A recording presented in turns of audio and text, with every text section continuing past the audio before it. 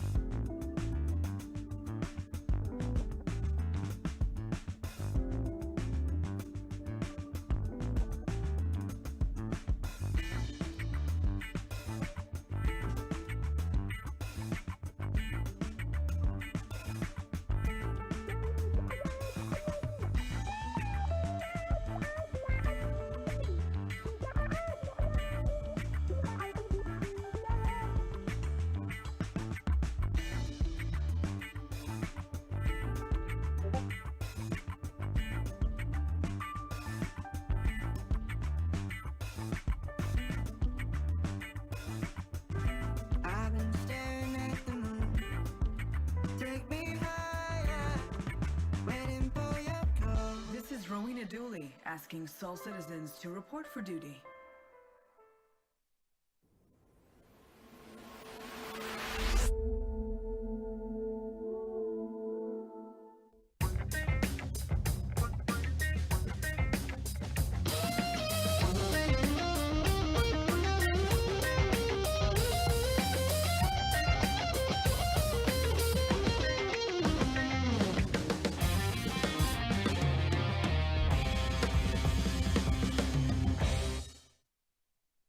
Hey, what's up, everybody? Greetings. Welcome back to Soul Voices. I'm GriffinGamingRPG, and today is what? February the 10th. February 10th, 10 days into February, and it's good to see you guys. Good to be back with you all. Hopefully, you guys had a great week, and looking forward to some interesting conversation with you, the Star Citizen community today.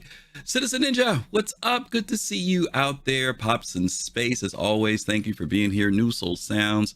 Appreciate you guys coming out here and hanging out with me on a Saturday afternoon. You could be doing anything. You could be getting ready for your Super Bowl event tomorrow, or you could be checking out some of the new stuff that's going on in Star Citizen with the the Coramore is going on, and we've got the New Year thing going on, the Red Festival. I can't think of the name of the thing. All these things are going on. You could be testing in the PU or the PTU. But I appreciate, maybe you're doing all that, maybe you're doing all that and you're hanging out with me today. But in any case, I want to say we always appreciate you guys being here. Let's see who else is out there. Nomad, what's going on, Nomad? Good to see you. I hope you are doing well. Fast Cart, Fast Cart, my buddy, is out there today. And is that everybody that I've seen so far? Voodoo Child, hey, what's up? Black Intellect, what's up? Black, you have got to come into chat with us. You hang out quietly in the background, but you got to drop in with us and hang out and talk with us. Because we always look for you when you're in the game, and quite often we will actually log into a server just because we see you're out there. So you're gonna have to start hanging out with us, man. Anyway, again, I hope everybody's doing well. So much to cover, so much to do. Today, decided to come up with this topic called My Game and the Game. This has been brewing in the back of my mind for probably like the last year and a half, maybe. And I just couldn't figure out how to spin it. But as we're getting further and further along and hearing all the excitement of all the stuff that's going on with Star Citizen, and everybody kind of feeling like, man, things are kind of moving forward in a very positive way and in a substantive way and practical way, and a lot of excitement about the future for this year in 2024. I'm actually presenting this question not just about what's going on now, but maybe a little bit further. And we've kind of touched on this before in the past, but I want to talk a little bit about this idea of our perceptions of the game. And so today, the questions or the topics that I picked, two of them are from Spectrum, and then one of them is, the last one is the one I've come up with. But I want to kind of give us some things to think about, and definitely I want to hear your thoughts on this stuff. So please feel free to come in. There's going to be a box that comes up that puts a link that says you can come in and talk. This show is about hearing from the community. It's not about hearing from me. I'll give my thoughts, but really we want to hear from you, the community. So take advantage of that link, come in and talk. This week, I don't have to be anywhere, so I'm going to have to do an abbreviated show, so we can have plenty of time to talk. Well, not plenty of time, but we have a lot more time to talk this week than we did last week. So hopefully you guys will be there. Real quick, too, let me put this out. Thank you to my buddy Cosmic, who sent me this morning. On Monday, the 11th, tomorrow, Sunday, the 11th, Spectrum will be taken down for up to 3 hours. They said up to 3 hours, 1 to 3 hours, whatever, I guess. Spectrum will be unavailable starting at 6 a.m. Pacific time, 1 p.m. UTC on February the 11th for approximately 3 hours. If you're in-game during the maintenance window, you will be unaffected. We apologize for any inconvenience this may cause. We'll be back up as soon as possible. Thanks for your patience. So for all of you forum fighters out there, the Spectrum's going to be down. So you'll have to find something else to do other than hate on people during that time frame. Just so you guys know, Spectrum's going to be down for a little bit tomorrow, okay? So keep that in mind. For those of you who've never been here before, this particular stream is where we talk about topics from Spectrum or Reddit or from the gaming industry, and you get to come in and talk one-on-one with me and share your thoughts and opinions. We'll give you a forum and a platform because we really believe that even though the Soul Citizens come together and talk on Sundays as a group, Thursdays and Saturdays are the times for you guys to get to come and share your thoughts with the community, and we love hearing what you guys have to say. So let's go ahead and jump into it and start out with our very first one. That's not our very first one. That's actually our topic for the day. I have to bring up the wrong one. There we go. All right, let's talk about it. Roadmap Roundup. You guys know Roadmap Roundup came out this week, and man, people just got excited, thrilled to death. I personally saw it and said, okay, that's cool. But you guys know, I've kind of felt like, I just take it all as it comes, but boy, oh boy, the theory crafting started and folks got fired up and everything about what's going on. And it has been everything from enthusiasm, people being excited that, it's finally here, to skepticism of, it's a lot there, we'll see when it gets here, right? And both I can understand both. I can understand being a bit reserved, and then I can also understand people who are saying, wow, these are the things we just saw over the last few months from CIG, and it looks like they may be actually going to be able to pull through on the things that they shared and said that they would like to do for 2024. So as you guys know, Jake posted this on Wednesday. There were several things that came up. I'm just going to go through these very, very quickly as best I can, and the synopsis is on the screen. But in case you didn't get to read this, in case you didn't get to watch ISC, in case you didn't get to watch SCL, I'm going to cover some of them. First one, replication layer update. This testing continues for the important update to the persistent universe backends database. This release will remain fluid in regards to timing as edge cases are solved and performance is optimized. With the publish, we're moving this card to the Alpha 3.23 column, but keep an eye on Spectrum and the tech preview channel for the latest in replication layer. Now, this is just saying that they're continuing to update. There's going to, you guys know over the last few weeks, they've been having a squad on the weekends and monkey around with the replication layer. And they're just saying there's going to be a decent update that's going to be coming out in the patch. It's not completely finished, so keep that in mind. Arena Commander, Gravlev Racing. Introducing a new experimental mode to Arena Commander featuring Gravlev vehicles racing through 5 new maps. The Snake Pit Reverse, Cleo Islands, River's Edge, that sounds interesting, and Shifting Sands, that sounds interesting too. Okay, so for you Gravlev people, you people who've been wanting to take those bikes out there and do it up, something nice there for you to check out. That's been added to the release view. Star Map Rework, something people have been asking for and anticipating for quite a while. Implementing new and improved star map with improved visuals and usability, including easier search and trip planning functionality. Okay, so those of you looking forward to stuff with the star map rework. And by the way, let me say this too. Don't forget, this is 3.23, but it could be 3.23.1, 0.2, 0.3. There's a lot of stuff here. I think there's like 17 items. There's a lot of items here. I would not think that all this is going to drop at one time. I would think that it will come in phases. And that's cool. If it comes out in phases based upon what Evocati can handle, what they're able to get approved and get finished and get out to us, so we can get it into waves 1, 2, and 3, and 4, and then after that, getting released to us. But there's a lot here, a lot to look forward to. Okay. The Mobiglass rework, another long-awaited feature. Reworking of the Mobiglass system to use building blocks which will also allow for easier development in the Mobiglass apps.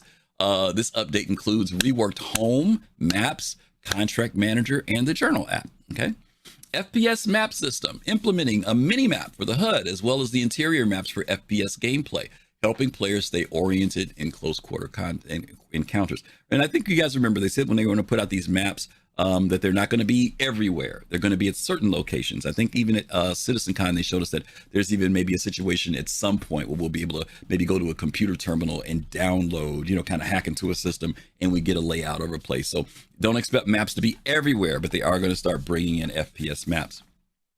Personal and instanced hangars. This is a big one.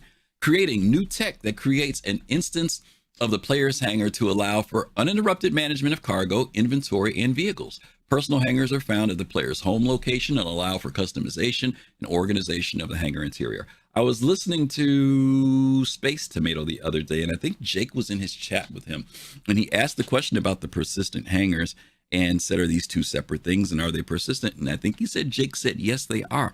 One of the things I saw that was the fact that you'll be able to go back now. Those of you who have all this hangar flair, you'll find Fastcard. I know Fastcard's just excited about this, but you'll be able to decorate your hangars. All the stuff that you've had all the times, whether it's the fish tank, the potted plants, the whatever it is, you'll be able to now deck out your place. And I'm assuming that not only you'll be able to deck your place out, but now something that we back in the day we could do that, but the idea was that your friends can come over and check out your place. So that's going to be like really cool. People are going to be able to come in and see what you've accumulated, all the junk. House is going to look like Sanford and Son, all the stuff that you've accumulated over the years. You got to find some place to put that stuff. All right, your hangars. Freight elevators, another exciting piece. Implementation of systems and content for players to physically load and unload cargo to and from their ships by conveying cargo to and from hangars, landing pads, garages, and docking collars. If you guys saw last week, the sneak peek that came out, it showed at a base somewhere out on some moon or some planet, they've got this new building that's right there by the ramps.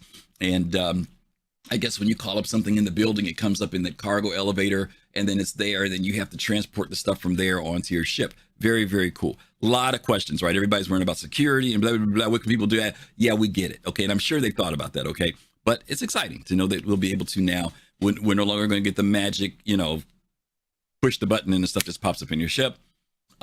This is also going to implement another dynamic, which I'm not sure if people have really thought about very much. Well, you know what? I won't talk about that. I'll wait till we get into the comments, then we can talk about it there. Dynamic crosshair. Combat helmets now support the dynamic crosshair, which allows for quicker target acquisition in close quarter situations. Now, I'm curious about this because I saw when they talked about it last week, they talked about this idea of, if you're going down and somebody's out there and you can kind of like do this random shoot in the general direction of the person, and there's a possibility you may hit the target. It sounded kind of cool. But I'm hoping it's not something, man, I've been really wrestling with this dynamic of how we identify enemy players, right? And I'll talk about that when we get into it later. But yeah, dynamic crosshair. EVA tier 2. I've been saying tier 3 because I was going back to like the old EVA when we just was like this all the time and we couldn't move. And then they gave us the new EVA where we actually could do some things and stuff. But they're saying this is EVA tier 2. So I'm going to say EVA alpha tier 1, then tier 2. So this is tier 2. Improved EVA controls and animations for smoother traversal in 0G. Later iterations, that means they're going to do some more stuff, will introduce limited EVA fuel and encourage the use of 0G push and pull. And multi-tool tractor beam. Remember that back in the day when we were testing the tractor beams and it was yanking us? Back to that thing again. All right, the FPS loot screen. Introducing a new screen for looting critical items quickly, allowing for more reliable inventory management in tense situations. So when you guys are doing a lot of FPS stuff, you got to go into a body, look around. They're going to have the quicker way that you can just click things in and go into your backpack or your system or on your clothing instead of the real tedious way that we've been doing it.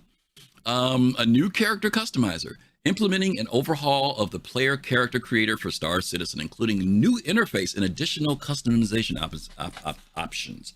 We saw a little bit of this at CitizenCon. Don't know how far along the customizer will be, if we're just getting another aspect of it or whether this is the whole enchilada. Don't know, but we do know they talked about this whole thing with, being able to bring up certain things on people's face and stretching and pulling and making things and manipulating things the way you want. And they said that when they talked about it last week, they said that they were really able to create things that look like other people, which means it's giving us greater control. So we'll see where that goes. Please, please, please, CIG, make it so that we can save it. Make it so that we can save it so that if we ever want to come back and do it again, all we got to do is push a button and it comes back. Because I'm one of those people that will spend 30 minutes doing their character. I will. I'll spend that time. And I still make my character. Even now, I don't do the default thing, but I would love it so that I could save it. Even if it saves as a file and I have to load the file, I'll take that for $1. Let's see. No. Visor and lens HUD rework. Converting the visor and lens systems to build blocks for improved performance and flexibility. This, you guys know, they talked about the visors and are going to be, what's the word I want to say? Combat visors will have their own HUD. Engineering person will have their own HUD. So they'll be going to be specialized. Instead of just having this general generic, here's your health, here's your this, here's your that, they will be much more customized to the type of thing that you're doing with them, which is actually something I'm looking forward to. Distribution centers, woohoo! Creating new traversable areas offering gameplay opportunities to incorporate industrial environments. The initial release includes the surface levels of facilities with underground areas coming in the later days. And we call these UGFs now, guys, the bunkers that we use, but we know that we saw the new buildings that CIG is producing, the real big gargantuan things. That's what's coming in next. The underground stuff won't be there. They're telling you now. They said they'll implement that later. Obviously, you could see how big and in-depth that was. It had elevators going down underground passages, a lot more stuff there, but at least the upper level stuff, we're going to get that, okay? Dynamic event, Blockade Runner, introducing a new dynamic event that involves a criminal faction, Ninetales, locking down an LEO and level 1, level 2 rest stops. Check that out. L1, not level 1. L1 and L2, so you guys know that. Players must run the blockade and purchase and sell percentages of Quantadium before the time runs out. New dynamic mission. Yay! Because they took one away, they're giving us a new one. I remember Tony Z saying he had like 8 to 10 of them all pretty much on the side ready to go. So here's a new one we're getting. Reputation, hostility. Check this out. Adding a new feature to the reputation system where players will encounter AI that will either be friendly or hostile based on their reputation and the organization AI they belong to. This also includes different friendly fire thresholds and defense responses. Check that out. So AI are going to be, we've been talking about hoping the AI are going to be stepping their game up because we said we've been noticing little things that they've been doing with the AI. This is one of the things here. Hostility, how they respond to you. Make sure you take a shower. Next one, player interaction experience, the PIS or the PIE, the system, whatever way you want to call it. They're calling PI here. It looks like they went with pie instead of piss, which is good. Implementing the updated player interaction experience, a holistic array of complementary features and systems, all related directly to the player. Player status, item status, environmental status, as well as interactions with both the game world and the objects within it are covered under these systems. So you guys know, and you guys saw this, the whole thing with looking around, they've kind of built it where the system is going to kind of be customized to you. So if you like picking up something and just looking at it, you can actually program it so that when you pick up this particular item, I just want to look at it. Other times, like some of you who've done like hand mining, some of you remember back in the day when you used to hand mine, when the stuff blew up, if you just clicked on it real quick with the F key, it would jump up and just go right into your storage. Now, when you click on it, it just clicks up and goes in your hand. Then you got to go to your hand and go store and put it away. You're going to be able to set defaults for things to do that. So that's going to be really cool, the way we interact with items. And then last but not least, the master modes. Implementing new modes to vehicles to manage their speed, components, role-specific functions. This release introduces the nav and SCM modes, as well as complete retuning of all ships. Okay, so that's it. Okay, that's it. We know Master Modes has been out there. We've been testing it for a while. For those of you who haven't had a chance to do it, you should try it. Master Modes has had some pros to it. People like some aspects of it, and there's some cons to it. And CIG said they're very much aware of that, and they want people to continue to give their input because this whole flight thing, combat thing is really important and crucial to the game. And we may not make everybody happy, but I think CIG wants to make most of the players happy when it comes to these systems. So yeah, that's what we're going to talk about. So let's go ahead and kick it off here and get things going since we knocked that one out and bring some folks in. I've read everything to you, and hopefully you guys have that link up there. I know Fastcart dropped it in. I'm going to bring in Pops in space first because I'm not sure if he was the first one, but usually he is. Pops, are you there? Yes, Sam. How are you? Happy Saturday. Happy Saturday to you. Yeah. So let me ask you, Pops, the question for today regarding these items. Since there are quite a few of them, I'm going to ask you to pick three things. If you can briefly tell me if there are three things on that list. If you don't have three, that's fine. But if you do have three, what would be the three things that excite you the most about this update? Okay, you want me to go in the most exciting first? That's up to you. Whichever way you want to do it. Okay. the most exciting thing is hangers. Okay. Because I want a place to go in, relax, not be bothered, just be into my thoughts, decorate, Okay. do that. I just love that. Get my home and gardens on. Your own space. I got you. Okay. Yep, my own space. Okay. The next one I would probably say would be the star map. Okay. After that, I was very, very excited about that at CitizenCon when we all saw it. The next thing would be visors. Now I know they didn't say this, but it would hopefully sometime soon where we can change the color. Like if we're in the snow, I can change the color so I can see the readout. Yeah. Okay. But I'm glad to see them. I just did a post not too long ago recently, and my post had more to do with people who have vision impairment, and why it's important that they implement that, because it's been something that a lot of players have been waiting on. Some people have issues with color. Some people can't see due to contrast, and even regular players, right? Sometimes you could be flying toward a planet, and because you've got blue lettering against blue water, right, or blue sky, it's difficult to see. Don't know if the customization, that's a good point. And maybe that will be part of it, because they've been talking about it for quite a while. It would be nice if they did drop that in. I agree with you, Pops, that we could do some shifting with the contrast or color. That would be amazing. But I think all three of those are welcome features that you're talking about. Yeah. Good stuff. Yeah. Quality of life. Okay. All right, Pops. Thank you much, bro. Appreciate you. All right. All righty. Let me bring in Admiral Kusanagi next. Let me bring in Admiral. Admiral, you there? Good afternoon, sir. Hey, buddy. How are you? Well, thank you. Good. What about you? What if there are three things you got here on this list that excite you? What would be the three things? Well, I mean, there's a lot there. I guess everything that. So, real quick, I think that a lot of the stuff that Squadron 42 has in its back pocket is coming into 23. So I think there's really a definite, a lot of these are definitely going to happen. And I think with that is the FPS, not the FPS map, the regular maps, the star map rework, which they showed being used for Squadron 42, or a mix of. Okay. And then I think that's greatly needed. I mean, you've played with me and heard how much of an issue sometimes I have with it. And then I think the loot screen, the FPS loot screen is going to be a great addition, just because you do like a bunker mission and you get shot because you're trying to loot somebody, because it takes so much time, and then this NPC just comes around the corner and it just shoots you, because it just takes so much like I said, so much time. Right. And besides that, I think the distribution sensors I'm looking forward to, because the cargo element really needs to start to push how much time it's going to take to do this stuff. Yeah. So to actually have to use larger mechanics to actually load up cargo ships is going to be, I think, a great addition. Yeah. Let me ask you a question, Admiral. I had someone and I thought they had a valid point. And the question was, how much of this is quality of life? Because as Pops was leaving, he said, the things he liked were the quality of life aspects.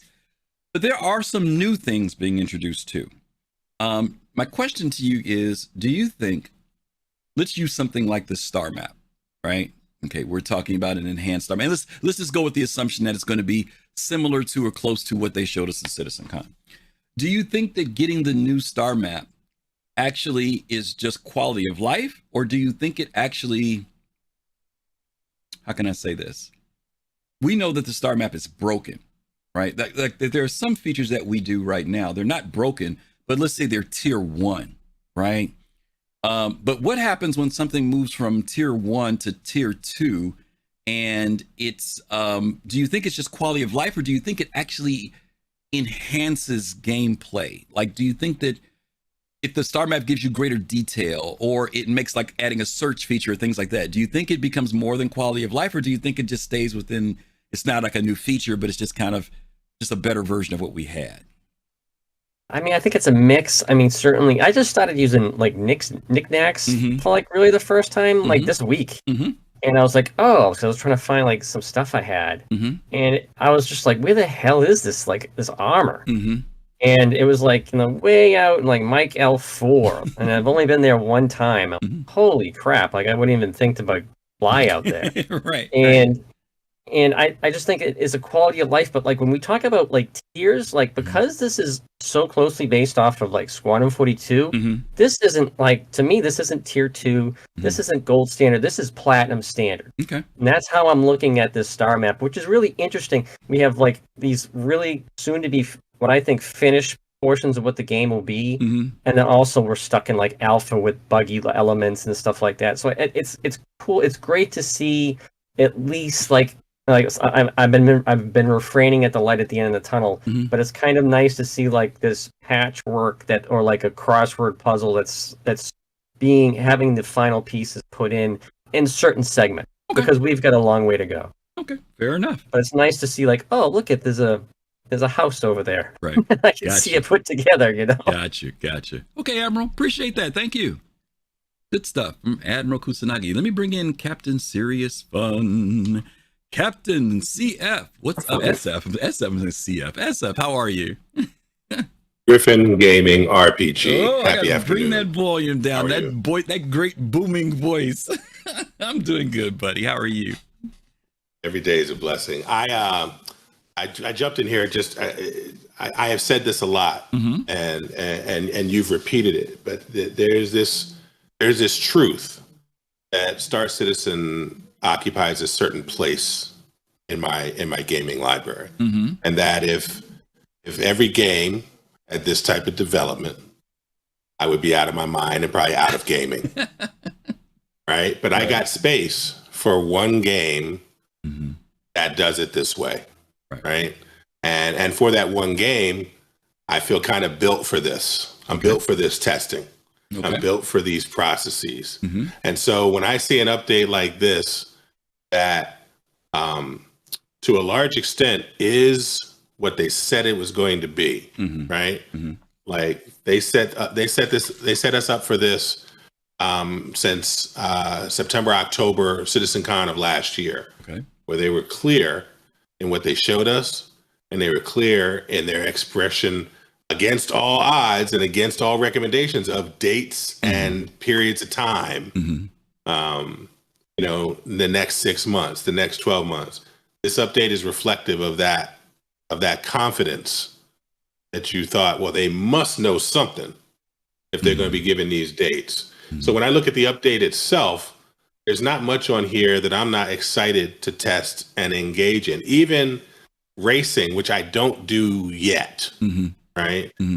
I'm excited to see what that racetrack looks like in Arena Commander. I'm excited to see Arena Commander being used the way they said it was going to be used, right? Which was a test bed and an engagement opportunity for lots of different types of activity. Right. But the thing that I'm most interested in diving into for myself in the update, like in the context of how I already play the game, is master modes. Right? So, for me, master modes you can dive into it now and get a feel of it in Arena Commander, but Arena Commander isn't how I play the PU. This will be master modes implemented across the PU, right? Like how we play the game. So I'm very interested in that, but there isn't anything in here that I turn my nose up at. I'm excited to engage on all of these things. I do share the opinion expressed by Jade Starwatcher and others that I'd like all the EVA positions to be available to us, but I'm excited to see what they're excited about with the new version of EVA. So for me, this is right up my alley. And the more I can get in any patch, the better, especially if the patch is functional. We all got PTSD from 3.18. We all got PTSD from 3.18, right? People not be able to log in with their main accounts and all that stuff. Right. So we're all worried about it. But I'm trying to translate that worry into excitement. I'm excited for it. So let me ask you a question in light of that. Is this year, and let me give some history to my question. The last 3 years, 3 years actually, we didn't get to have the Citizen Cons where we got together. There's a lot of virtual everything, right? There was the way the company had to change the way they operated. They have to work from home. There was stagnation in the sense of information about Squadron 42. The last thing we had gotten was that the last big communication we got was that we're pulling some people from the Persistent Universe work to focus on Squadron so that we can get it out. That was a 2-year process. We come out of COVID. We come out of the virtual way. We reassemble in October of last year, and we go back to what was familiar, the coming together with CIG as community, and they wow us with a presentation that we hadn't seen in the likes of, I don't think ever, to be honest with you, even when you compare back to other ones. I think this one was just an amazing presentation. Is this a turning point? Is it this is the time where we're going to put our money where our mouth is, and we're going to prove to you that the wait and the time that it took over the last few years was worth it? Or is there a danger of this being, yeah, we got wild at CitizenCon, but then once again, how much longer do we have to wait? Do you think that the dial is turning, is what I'm asking? Do you think that this is going, and I'm saying, is this a put up or shut up moment for CIG? Because now we know everybody ain't working on Squadron now. And they've said, we're putting everybody on the Persistent Universe, Yeah, and I've heard that sentiment on info runners and other places. Like, this is a demonstration of is it the case that we really have more devs in the cut? But my answer is nuanced. I think that, and it's good to be on Soul Citizens, because then I can reference a band like Soul to Soul, and Soul to Soul dropped a cut for the old heads in the house called Back to Life, right? All the stuff that you talked about, all the changes that CIG had to go through were because of a global pandemic that generated 700 million coronavirus cases and took 7 million people off the earth, right? Like, so that was an environment of pain and of death, and the whole experience was reacting to that, right? Our whole lives was reacting to that. And this, for me, from CitizenCon through updates like this, is back to life, right? Back to reality, right? Back to what the project is capable of doing when things are oriented correctly, right? And so, in that light, you can't be mad at CIG for talking about coming back into the office, because they feel like this is going to give them the maximum optimizations to do the project the way they want to do it. And they had a vision for that before global pandemic, right? And so for me, it is the healthiest orientation back to what the entity and the journey that we were on is supposed to be. But I don't draw a line in the sand around that either, right? Because one of the things that I feel like we needed to learn from the global crisis is that additional crises are coming, right? Right. One of the things we needed to learn from the global crisis was preparation, because other mess might happen, right? And so I'm not really drawing any bottom lines. What I want to do is see progress that, to my mind and to their explanations, makes some sort of sense, right? The moment the project doesn't make sense to me at all, right? That's it. I'm in a different place, right? But up until this point, the project has made good sense. That the communication hasn't been perfect, but I've run organizations and I know communication isn't perfect, right? So for me, I am excited about 323, and it is that representation in my mind of a more full recovery from something that we have moved past in many of our minds, and we try to repress or forget. But global pandemic was real, right. And this was a global organization, right, with studios in multiple locations. So this is a return to life for me. Back to life. Fair enough. Play that track. That track is dope. Everybody needs to play that track. Fair enough. Thanks, Cap. Appreciate you. All right, Griff. All right. Last but not least, let me bring in Fist to Face next. Fist, are you there? Hey, what's happening, Griff? How you doing? Good. All right. So I'll run down my three. Okay. I think that's what you said, right? Three?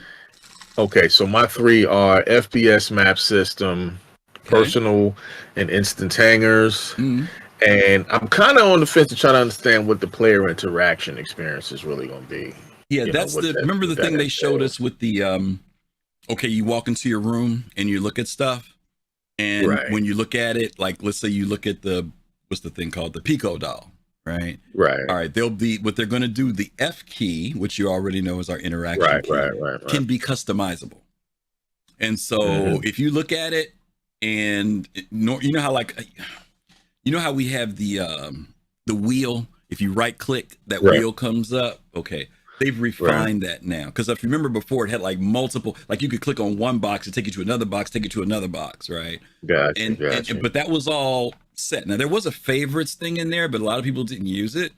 But like, let's say for example, okay, I gave the example earlier of like when you're hand mining and the rock blows up. You can actually make it so that if you just tap F, okay, it will automatically either put it in your hand if you want, or if you want it to just go into your storage, it'll do that. There'll no longer be that menu that comes up that says store, hand, move, throw. You know what I mean? All that is gone. Now you could use that if you want to, but you'll be able to now customize it. So you can make things streamline. Yeah, you can streamline it. Exactly. So instead of maybe what was 3 moves before, or like when you go to the bar to order a drink, if there's a certain, like if you like buying the schmaltz all the time, you just hit it once, the guy bar container goes and gets it, boom, brings you a schmaltz. But if you want to change it up, you can go in and change it. You know, it'll be much more customizable for you to use and less clicky, you know, all with all less menus that visually pop up. But if you need to access the menu, you can. Got you. Yeah. So I mean, I was going to choose that one, but I mean that's really cool. But I'm gonna have to go with the visor and lens. HUD rework. Okay. Because I was thinking about, you know, when they talked about the compass and all of that. I mean, you would think, you know, a compass would be so insignificant because the compass been around since. I mean, how long has a compass been around for? Yeah. You know, since sailing, Right. And folks, you know, figure that out. But with it for us in this game is such a missed thing. Yes. You Absolutely. know, yeah. And when you, it's always that saying, you know, where if when you miss something when you don't got it. Absolutely. So, Yeah, I know when I've had people ask me at R-Corp, for example, people come in, they say, I'm very frustrated with trying to find this, you know, the spaceport at Area 18. And so I use both a visual, my background was aviation. So you have what they call VFR, right? Visual flight rules, and IFR, instrument flight rules. And so the VFR is when you fly down toward the center of the city. If you look for the tallest building that's there, the very tallest building, you look for a landmark, right? Once you see that landmark, if that building is triangular in shape, one side has windows on it, the other side is all steel. If you approach it from the window side, if you continue straight ahead, there's the spaceport. That's the VFR version. If you want to use the IFR version, to your point, if you see that building once you get to a certain level, all you have to do is fly a heading of 280 degrees, between 280 and 285. And that will take you, right? So that compass, you know, in bad visual situations is definitely the reference, right? Because I'll come in at nighttime, you know what I mean? There's some problems. So yeah, you're absolutely right. But the issue is that we've had it for flight, but we didn't have it for on foot, right? So if you and I broke off into a firefight down in Ghost Hollow, and I'm saying, you know, you're 12 o'clock, you're 12 o'clock. But if you're looking this way and I'm looking that way, you know, you're 12 o'clock that way, right? There's that saying, like from playing a lot of PvP games, that when folks would be like, oh, so I'm getting attacked over here. Yeah. Where is here? Here is not a location. Yeah, absolutely. And again, that's why I'm saying you used to the compass, but you're right, a bearing. Just be able to give somebody a bearing, you know, at 312, 315, you know, 270. That will help. And you're right, we've had it in games for so long. It is missed until you don't have it. You hit a very, very good point. Okay. All right, Fist, I think those are 3 good ones. Thank you, brother. Thank you. All righty. All right, let's see who's saying something in chat here. Architect, depending on how much cloud. No, Architect, we're not breaking the immersion. I'm not shutting my clouds off. I'm leaving my clouds on. But I get what you're saying. Yeah, no, don't trust me. There are times when I've flown in at a different angle and the building's behind me. So I actually have to stop and hover and turn to find the building and then go to it. But I get what you're saying. Yeah, that is, if you don't want to be bothered with it, it does make a big difference if you don't have all that cloud cover. Yeah, beacons would be nice. Yeah, it's coming. It's coming, citizen. Don't worry. It's coming, you know.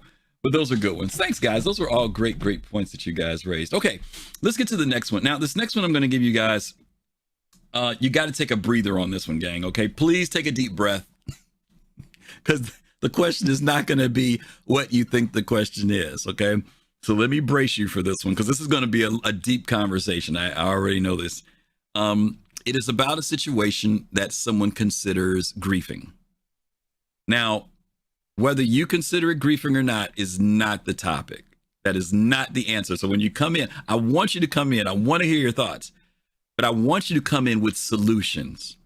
I don't want to come in and debate whether it was a griefing situation or a PvP situation or a piracy situation. They got nothing to do with the question.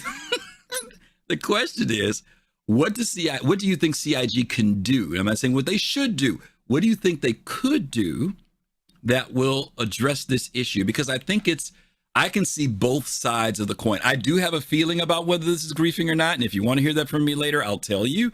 But I really want to say this situation can come up with any of us. And the question is, how do you preserve gameplay for both participants, for all people involved? What could CIG do to take care of that? Okay, so here we go. Yeah, I know I'm starting the Springer show. I've never been called Jerry Springer, but here we go. All right, so this is a good read. It's a long read, y'all. Okay, so I'm telling you now, if you want to click on the link, because I got about 9 pages on this one. Okay, I got a lot of reading to do. All right. Okay. Last night, the title of this is to the griefers. I'm not okay. And actually, I didn't put the whole, I'm pissed. Okay. That's what they basically said. Okay. Welcome to my rant. This is by Strychnyne. Okay. Last night, my crew and I went salvaging in a reclaimer around Yela. After completing a contract, we jumped to OM3. Another player in a Cutlass Blue was waiting for us. The Cuddy put up their QED, preventing us from warping out. He opened up with a salvo of missiles and started firing. Damn pirates. Battle stations, everyone. We scrambled to cover ourselves, and thankfully our crew is pretty good. In short order, we had the turrets manned and were able to make a good show of it, proving to be too much of a challenge for the Cuddy, who gave up the chase and QT'd away. Whew. Okay, that's fair, right? All right. Let's see. I'm sorry, I didn't continue the page. Sorry about that, guys. Okay. We had sustained some damage and had some cargo to sell, so decided to head to Seraphim to offload some of our crew and see if we could cash out. After arriving, our crew disassembled. We tried selling unsuccessfully, so decided to relocate to Orison.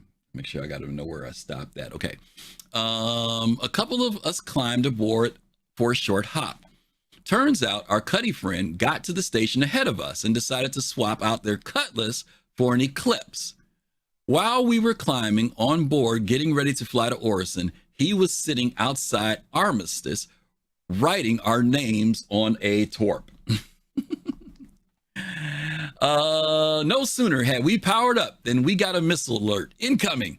We tried to take evasive maneuvers, but between all the abandoned ships floating around, close proximity to the station, and suddenness of the attack, we really couldn't do much. We couldn't even defend ourselves as we were inside Armistice, so our weapons wouldn't work. What came up next was, quote, a Thanos inevitable. Reclaimer destroyed. 2 players dead. 3.5 million cargo lost. 6 players who invested their evening working as a team and having successfully defended themselves against hostile forces out in the black get nothing for their efforts because some troll decided it would be funny to blow us up for shits and giggles. There are many reasons why combat does and should exist in this game. Piracy, for one, perhaps a war declaration between orgs who have agreed to engage in hostilities between them. Completion for scarce resources. PvP between players. Contracts like Wake Up Disaster, where it is expected that you'll have to fight and defend your share of a bounty. But an Eclipse tacking an industrial ship inside Armistice, a dedicated no combat zone, is in my view beyond the pale. This was no blood feud or war declaration. There was no financial incentive, no stealing of our loot, just wanton destruction of a comparatively helpless target. In the real world, we have a name for people who engage in this sort of behavior. People who deliberately target innocent civilians and seek to cause loss of life and destruction of property. It is certainly not griefers or trolls. If you're not sure, just ask any New Yorker or Londoner. Some people will argue it's just a game, and sure it is. We all play it for our enjoyment and relaxation. But when people murder for lulz, I can assure you the enjoyment is only one way. I love Star Citizen as a game. I put money into that passion to help fund the development of the game I have high hopes for. But events like last night have made me realize I am becoming increasingly cynical about my play experience. While Chris Roberts is selling the fantasy of a gentleman pirate who asks nicely, albeit at gunpoint, but still uses their manners, the reality is the game disenfranchises players who would enjoy industrial gameplay and legal game loops, and fails to adequately protect those players from those whose sole enjoyment comes from watching the world burn. Pad rammers, gankers, murder hobos. For every player out there who wants to be a medic doing rescue missions, there's another who enjoys luring medics with fake contracts just so they can shoot them and loot their corpses. There's a few options for me now as a player, and I have no doubt there will be some replies below telling me exactly which one of these I should do. Some will say it's PvP, man. If you don't like it, don't play it. Others might suggest taking a break. Come back when the game is fixed. Do I change professions or go do something other than the game loops I enjoy? Maybe I relocate operations to a quieter corner of the system where I'm less likely to be attacked. By definition, terrorism is an unlawful use of violence to threaten, intimidate, or coerce a civilian population. Thankfully, we're talking virtual lives and in-game currency, not real lives and genuine economic impact. But what's so insidious is the psychological aspect. They're illegal and immoral actions in an area that should be considered sacrosanct, now influence my choices as a player and how I play the game. If I quit, or if I take a break, or go play something else, then they've won. And that is not okay. To be clear, I'm not advocating things like single player mode, private or PvE servers. I don't want to abolish piracy. While my own moral values mean I wouldn't engage in it myself, I understand the desire to have that what I would call legitimate piracy in the game, extortion and or theft of my property cargo. It's my choice to surrender or fight or to defend. I'm all in favor of wars between orgs or declarations of feuds between players. These are all legitimate risks that I am comfortable taking as a player of this game. I didn't pass that thing up. What I object to are players engaging in murder, destruction of property, harassment, abusive language, or other behaviors to the detriment of others and with negligible deterrence or meaningful consequences for their actions. I think this is the last one. Yeah, I'm sorry, but the systems and the game mechanics you have in place to discourage antisocial and disruptive gameplay are not up to task. As Sam Wilson, Falcon and the Winter Soldier says, you've got to do better. Why? If nothing else, because it makes good business sense. I've tried recruiting friends and even my kids, they're young adults, to the game, and all they see is a toxic environment and want nothing to do with it. It's not the bugs, not the crashes, not the glitches, nor the limited game loops, non-functional economy, or broken game mechanics. All of the things you can write off as it's in an alpha. The problem is the environment created by a subset of players and the lack of adverse consequences for their behavior. Almost there, guys. John Stuart Mill, in his inaugural address to the University of St. Andrews in 1867, famously stated, "Bad men need nothing more to compass their ends than that good men should look on and do nothing. Well, I will not sit idly by and do nothing. I will not give in to the griefers and the trolls. I am using my voice to say that it is time for a change. What about you, CIG? What are you doing?" I will leave you with another of Mill's quotes that I think is will encapsulate what I think should be fundamental principles of the game design. Liberty consists in doing what one desires. The liberty of the individual must be thus be far limited. Wait a minute. The liberty of the individual must be thus far limited. He must not make himself a nuisance to other people. Okay. Woo! That was a lot to read. Okay, so have at it. Now, don't forget, I want you to come in with solutions. We all read what the problems are, if you even want to consider them problems, right? We read what the situation was, and I'm curious to know what you would think would be ways that CIG could create balance in the force, balance in the universe, when situations like this occur, okay? All right, let's bring in our first of contestants, Pops in Space. Pops, are you there? Yes, I am. Okay, what you got, Pops? Well, they could, like for the missile situation, when he fires a missile into the armistice zone, and they could. I'm not exactly sure. I'm not a military person, but wouldn't that be surface to air missiles they could install in the game to, to intercept those situations? We do have turrets, right? That are around the stations that are usually designed if someone has a crime stat against them, right? Right. But evidently this person didn't have one if they were sitting right side of, unless they were just really, really far out, because with the eclipse, maybe they could have been pretty distant. I don't know. I haven't been a long time since I've checked out what the range is now when you have a crime stat on a station. But let's go into the assumption that this person didn't have a crime stat. Let me think.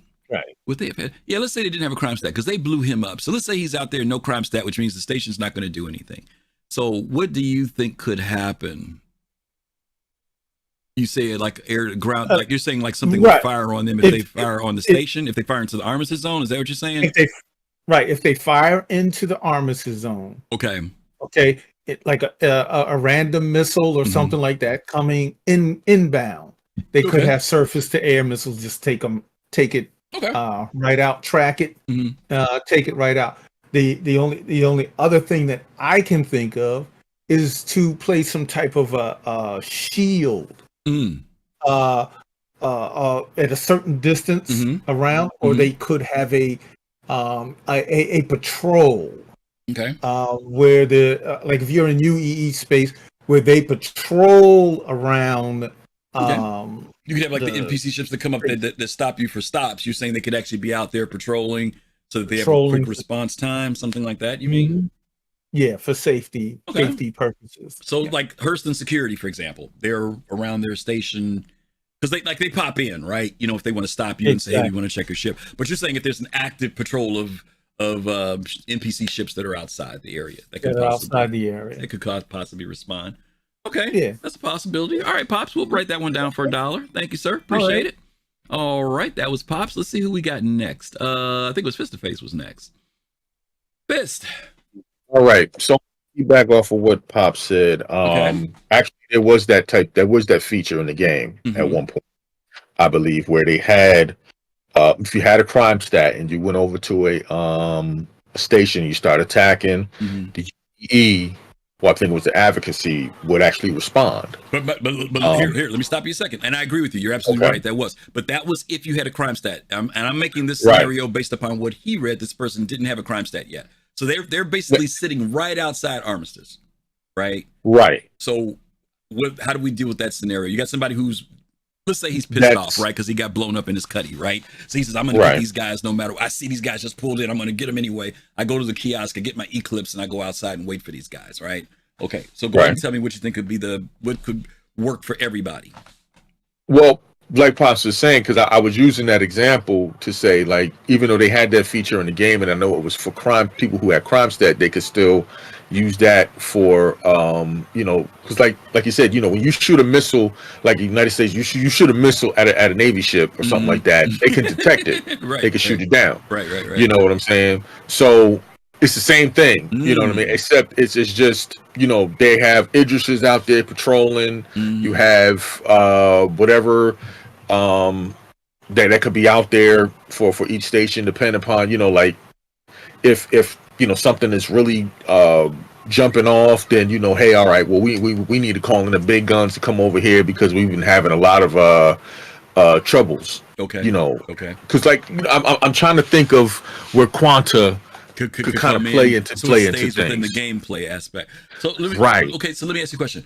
If you go to what do they call them? Lagrange points, right? You go out there. Right. Every one of them has a perimeter of lights that wraps around, right? And once you go inside that circular perimeter, you're within the armistice area, right?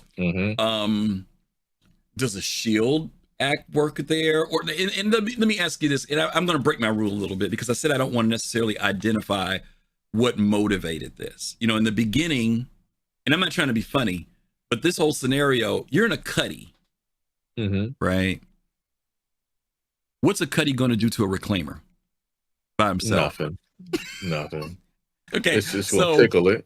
I mean, right, but I'm saying, let's just say the Cuddy had won. What was the end result, do you think, of the Cuddy in that scenario? Was it to see if I could disable and call my friends? Or was it, do you think the original idea was just to blow the reclaimer up?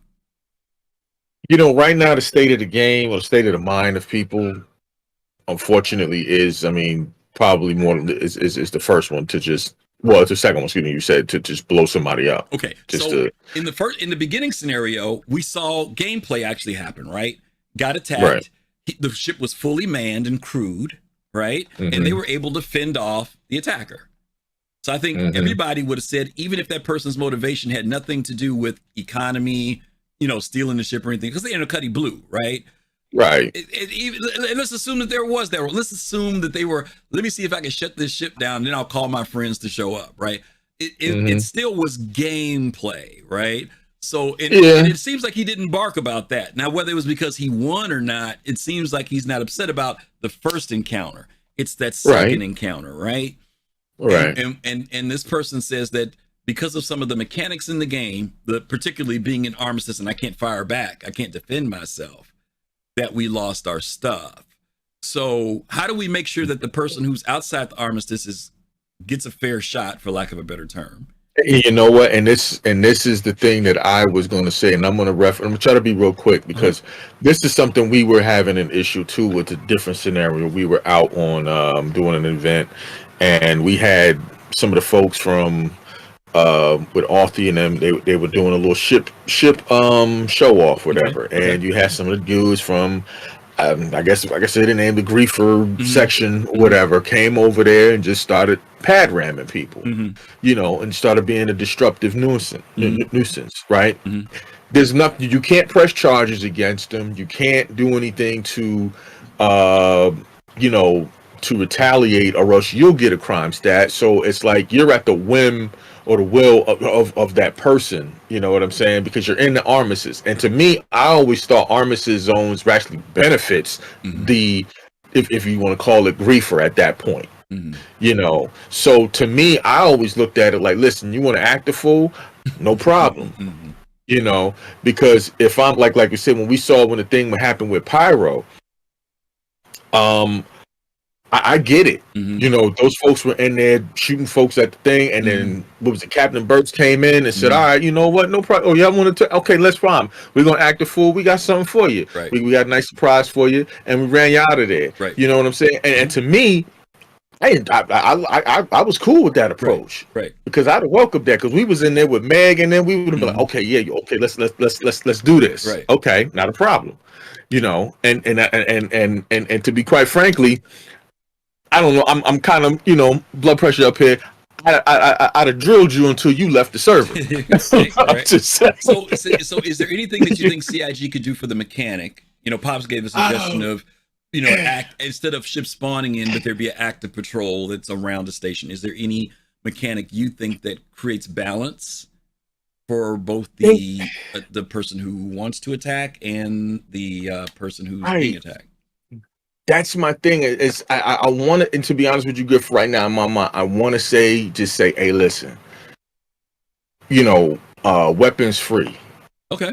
Because I want to say, okay, if somebody's in there doing something, if you get attacked, and I wish you get attacked, and then, hey, listen, I'm ready to be able to go too, because I need to be able to have a way to defend myself. That's the main thing. Okay, so freeing up weapons, if you get attacked, if there's some type of, you know, provocation against you, which we know that the CIG can detect, then your ship should be able to become active. Now, I know that could open other doors. It can. You can have your buddies be inside the armistice. You fire one attack on them that just activates their weapons free, and now they can stay inside the bubble and fire on anybody who's in there at that point. Right, exactly. So it does create a conundrum, right? Yeah, it's a sticky situation. Okay, but I get it. But the thing about it, real quick, I wish that the servers were like the back end stuff, because we really need the response of NPCs instead of it being so much on players. Yeah. Okay. Yep. I You know what I mean? Yeah. Absolutely. Yeah. We need the security to be able to again, Right. be Johnny on the spot when something like that happens. Exactly. Okay. All right. Let's see what we got some other answers here. Thank you, All buddy. right. Appreciate you. All right. Let's bring in I think I think Admiral is next, and we'll bring in Jay Voodoo Child. Admiral. He's got to unmute. I'm here. There he is. Hey, sir. Oh boy, that was a lot to take in there. Mhm. So I have to agree. I think that as a briefing, I think from this guy's perspective, it probably was. Mhm. You knew they couldn't defend it. Mhm. I think that ships should be able to. I think. Correct me if I'm wrong. Aren't we getting rid of armistice zones, anyways? They keep talking about removing armistice zones, and I don't know what the context of that is, because, creating a void is a vacuum is always something. I don't know if it's because they're removing it because they're going to implement something. Like, for example, we talked about this before. Port Olisar, at one point, if you flew up on Port Olisar and you had a crime stat, you did not escape Port Olisar. The guns would fire on you so quickly, by the time you were spooling up your quantum, you were blown up. And so with a system like that, if you didn't have an armistice zone, that's a balance to it. We take away the bubble, but if you come in here with some mess, you're going to get killed. So I don't know what that means when they say we're going to remove armistice. Does it mean that it's gone and there's nothing there, or that there's some other mechanic that's put in place to protect players from both sides? I have no idea. I keep hearing it, but CIG hasn't gone into it enough for me to know what that means. But go ahead. Yeah, we should get like a warning that says, like, you've got 20 seconds to put your ship away or to get away from the area. To exit the area.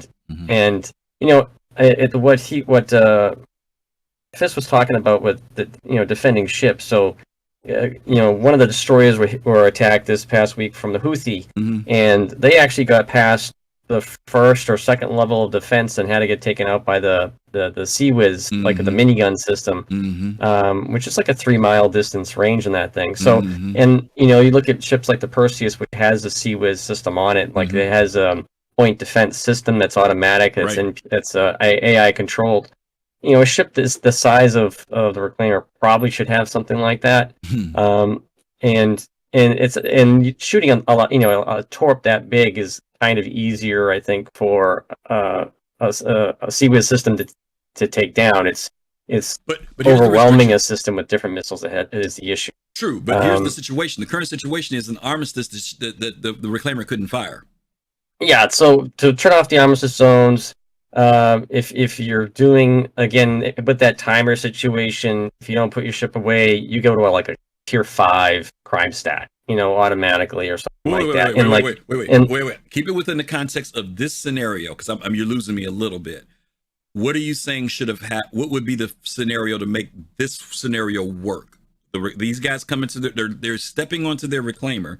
The Eclipse is sitting outside of the armistice zone, ready to fire on them. As soon as they power up, they get fired on. So tell me what you think. Well, first of all, if you're shooting into a bubble, right, and we're supposed to be getting expanding, weapon distances and stuff like that, the system is supposed to be able to detect where that missile's coming. Okay. It knows who shot the missile.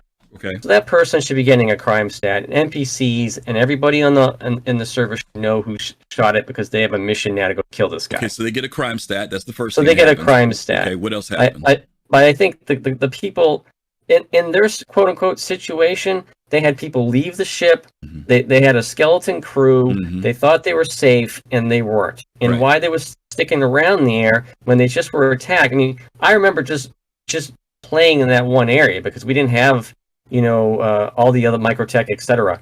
And so you knew where to go and where to kind of try to get away from people. Yeah. And Port Olisar was kind of like the danger zone, and always has been, really. Right. So why they went back there in the first place, I have no idea. I think that was kind of stupid. And trying to get to Olisar, you have to take your everything is pro and con, and you have to take what you just happened. And you have to be like, am I in danger? Are there griefers out there? Is this person going to get more friends? And to think that they were all safe, I think they were being a little I think they were a little bit short on that. Well, maybe, and I can kind of understand you feeling that way a bit. I think their intention was that they've made it back safely to the station. Their intent was to sell the stuff, and there was a bug that didn't allow them to do it. So, yeah, have you known Seraphim to be a safe place since they put it in the game? No. I mean, I don't go to Seraphim to sell anything. First of all, evidently it seems like they maybe didn't even know, because they took a reclaimer to Seraphim to sell stuff. And I don't know. I don't think you can do salvage at Seraphim. Maybe you can. I thought you had to do it. I thought you had to sell it at admins at landing zones. So I'm just kind of wondering why they went there in the first place. And to your point, they did reduce their crew from 6 to 2. But even if they'd had 6 on there, they were inhibited from firing. Because the zone is right. So that's the main issue right now, is that SIG is putting this thing up to protect people, but at the same time it's hurting people. So what's the balance? What's their solution? What do you think was the? Let's say everything still stayed in place. Guys on the outside of the bubble, they load into their ship, they're being fired upon. Is there a fix, or is it a? Let's say this is post-release, right? Okay. We saw the Eclipse commercial. Okay. The ship was you had an Idris land on the ground. Eclipse launched from like however kilometers away and took out an Idris. Right.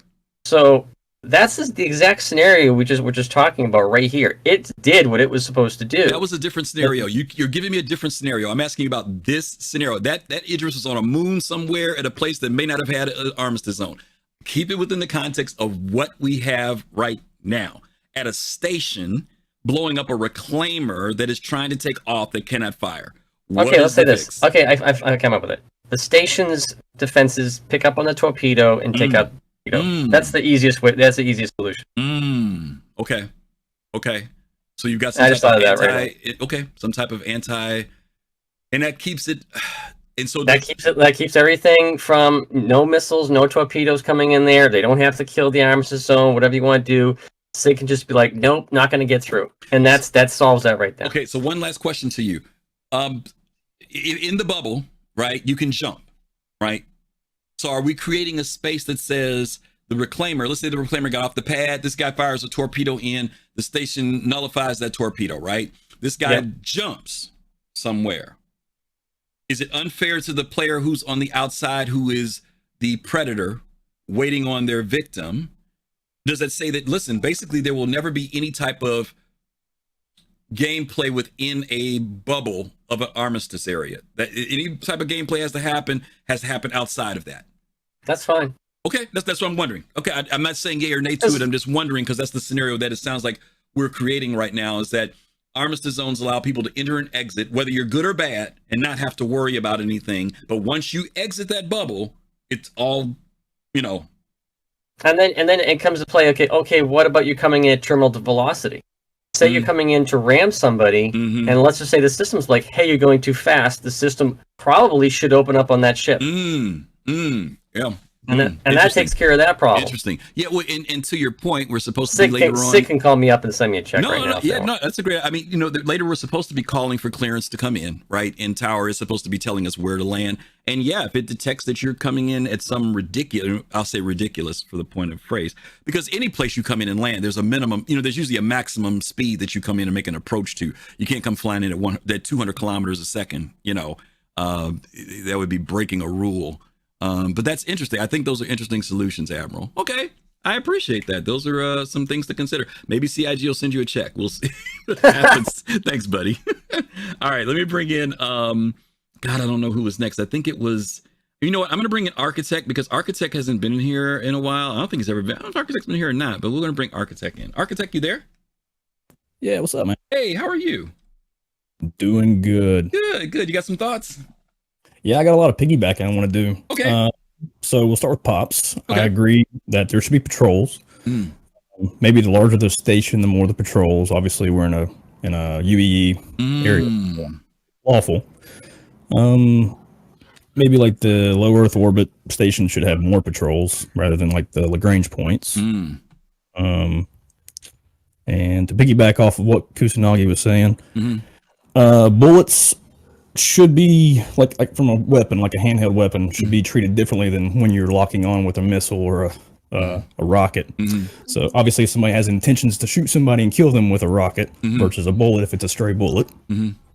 And for the ship bombardment he was just referring to at the end of his conversation, perhaps there should be an area that tells people how fast they should approach the station. I don't know about the opening up on, but maybe tractor beaming the ship to like a halt, instead of like actually killing them. Yeah.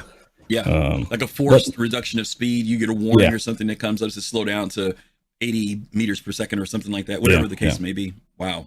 That's interesting. But yeah, the armistice zones I think should go away. I mean, they're just a nuisance for people that think they're getting protected and they're really not. Yeah.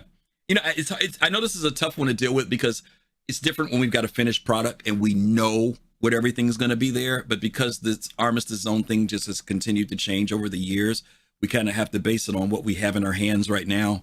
Again, I don't know, maybe you remember back in the day when you used to come up on a station, if you had a crime stat, you get fired upon by the station and they'd hit you, they'd nail you. You couldn't do no strafing around stuff. You got blown up. But that was a testing. That was a test thing, right? So I'm curious to see what the final result of these areas. There are going to be some areas that make sense to protect, highly populated areas, for example, things like that. But then you get these random areas that are out there in the wilderness and blah, blah, blah, blah, that's the risk, right? You go there, right. It's all hands at that point, but those are interesting suggestions, particularly the messages that come up that give you a visual warning or the air traffic that tells you, reduce speed to X number, whatever, once you come in. I mean, I would obviously leave in the automated, what is the automated turrets? I would leave those in, because it does still give you a sense of comfort that you're somewhat safe, possibly, because once we get to pyro and other unlawful areas, I don't expect none of that to be up to par. So did you play Elite?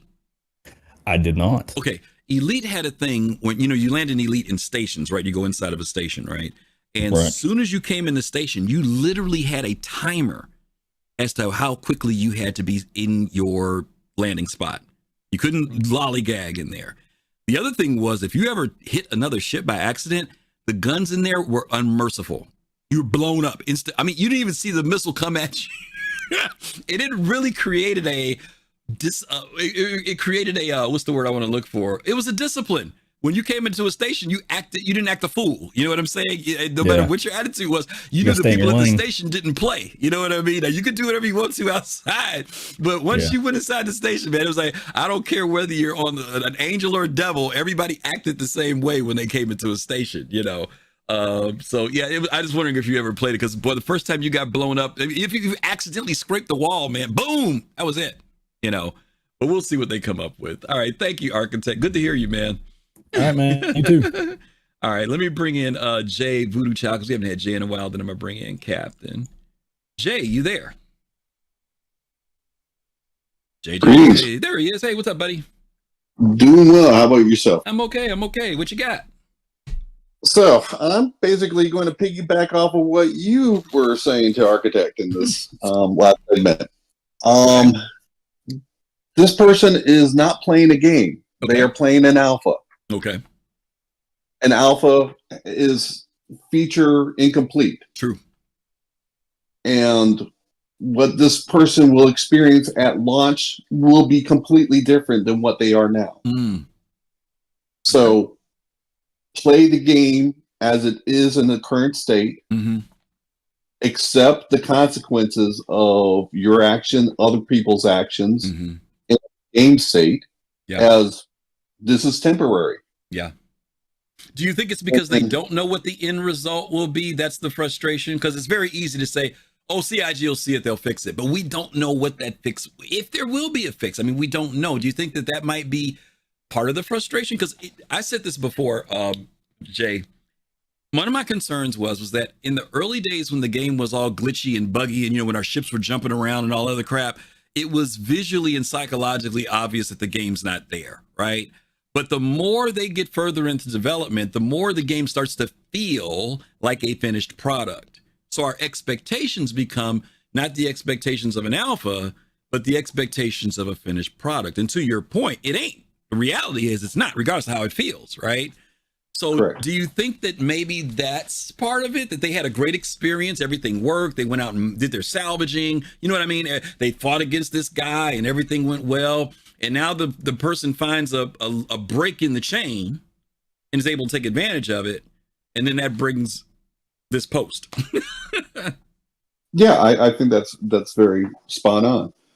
I mean, and again, it's back to my old argument. It's a company making a product, and we are the consumer. Okay. And we have the choice to buy that product, to spend our time with that product, or not. If it's, not what we are looking for our entertainment, our enjoyment. Yeah.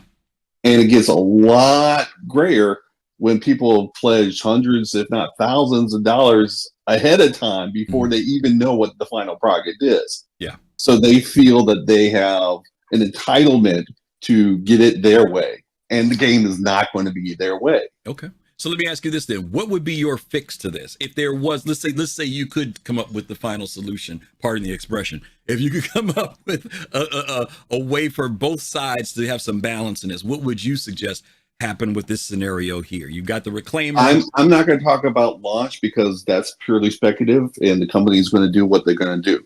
I will talk about what this person should have done in alpha, because in that initial engagement, the blue opened up fire on them unexpectedly. Right. So right then and there, they should put a crime stat on that player. Okay. And then that creates all sorts of consequences for that. Yes and no. Yes and no. Some people don't care about the crime stat. Sure. So what do you think the solution is that someone does care about? So, well, I mean, this person found the loophole. The opponent found the loophole that I can fire a torpedo outside the armistice, and there's nothing that's going to happen for me at that point. So, the speculation of, well, you took me out. I lost, whatever, millions of dollars that he lost, and the stuff he couldn't offload because he was making an uninformed decision on where to go. Even he just went to the quickest, the nearest spot, and the retaliator or whatever the clip is waiting there for them, expecting them to be there. Yeah. So already the player has made the mistake of forecasting what they're going to do to make themselves vulnerable for these types of shenanigans. Okay. There's a point here that Glitterband mentions here. While you're here, I want to share this with you. It says some citizens are so obsessed with making the maximum credits possible that they fail to hire escorts or even get turrets on their ships active. So Glitter, in case you missed it earlier, there were 6 of them on this ship. They did have it fully manned. They tried to sell their stuff. They couldn't sell it. For some reason, the other 4 people had to leave. Maybe it's because they had to go, and 2 people said, well, we'll take it someplace else and sell it.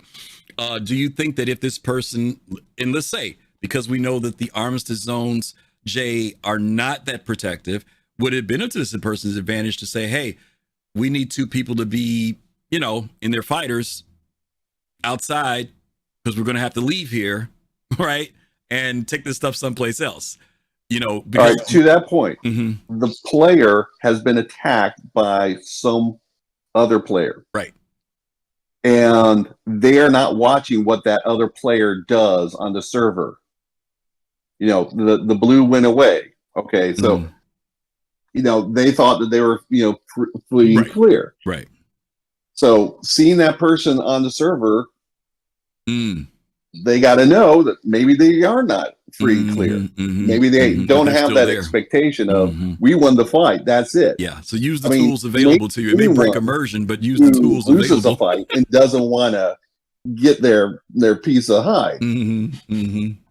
Okay. So again, you got to prepare yourself for the state of the game as it is. As it is. Okay. You can't go down to 2 players.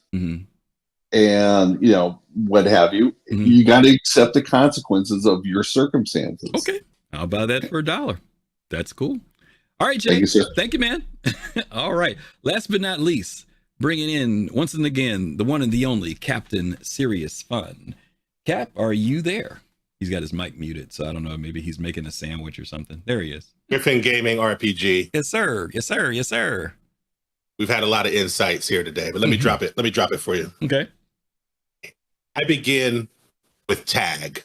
Okay. Like tag, you're it. Remember playing tag when you was a kid? Yes, sir. Right. You had different rules, different times you played tag, and sometimes when you played tag, you had base. Right. And when you were touching base, you couldn't be tagged. Right.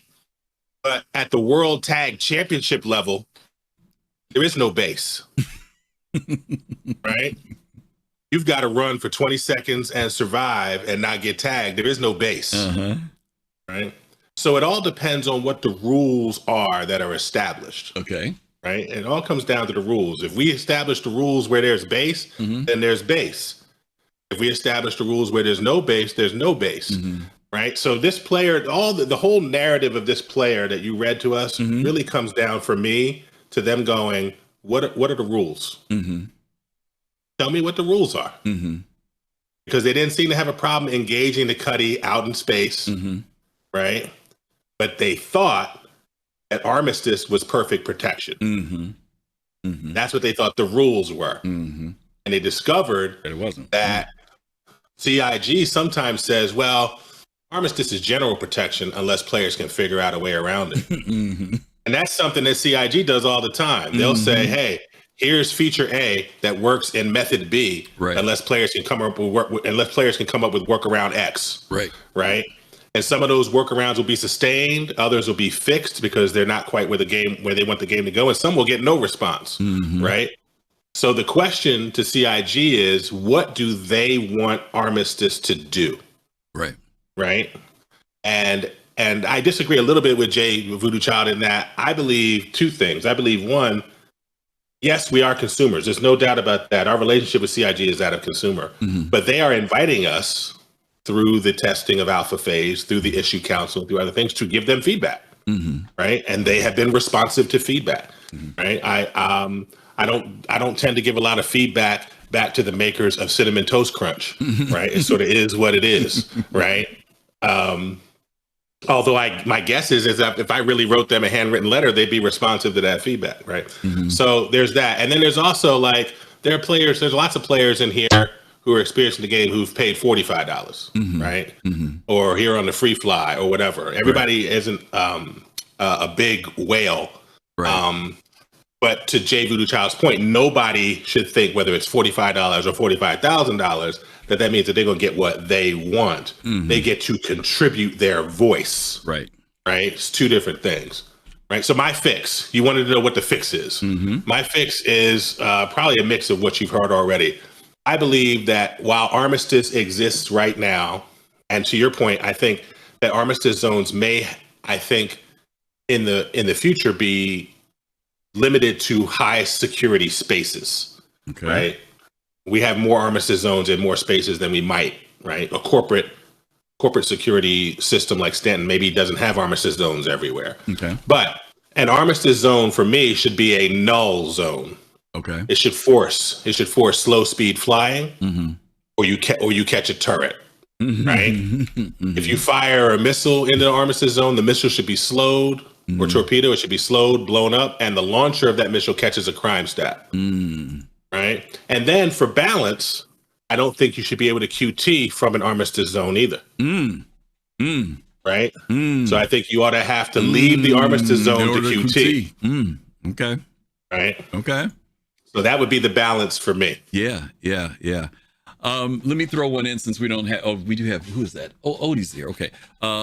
There's another dynamic that I think that hits people because we've been keeping it within that context of crime stat and everything else. Fines hit people too, right? Yes, they do. Hit them in their pocket. Come up off the money, and people will start acting right. People don't care about crime stats, but they do care about their wallet.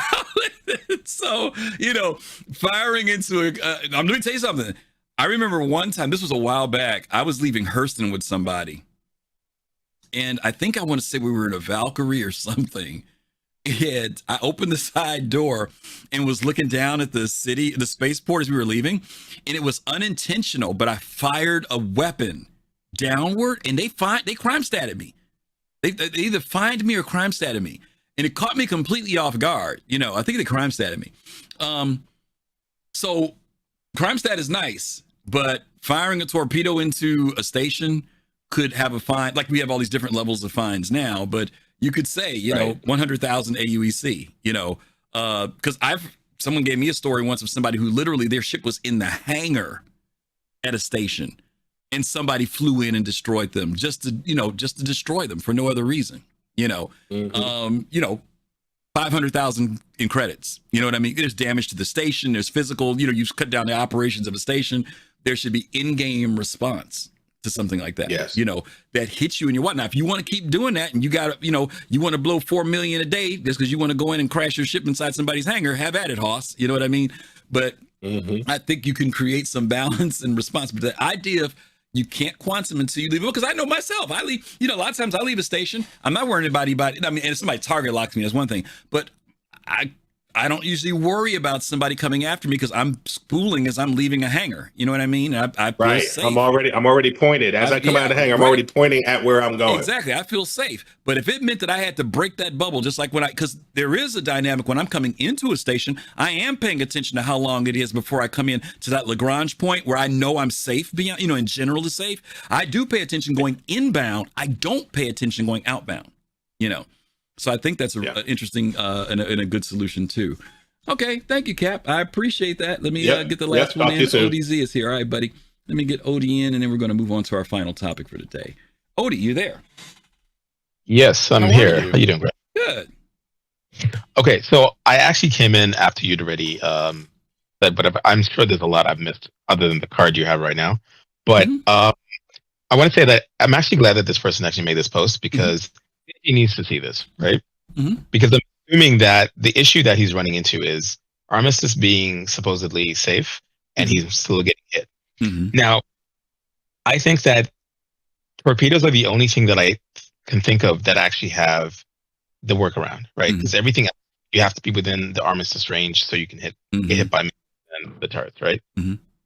So maybe they have to either do like a point defense system, but then they still need to track where it came from so they can do something with the person who's firing it. So either extend Armistice zone, but I know they want to get rid of Armistice in most places, right? Unless it's like terror or something. Right. So they need to figure out a workaround for torpedoes. Okay. Right? I'm assuming they don't want to reduce the range. Okay. The range. So you either need to increase the range for torpedoes or do something with torpedoes. But I think point defense would be the best thing to do. Like, you know, was it the Bengal carrier? Yeah.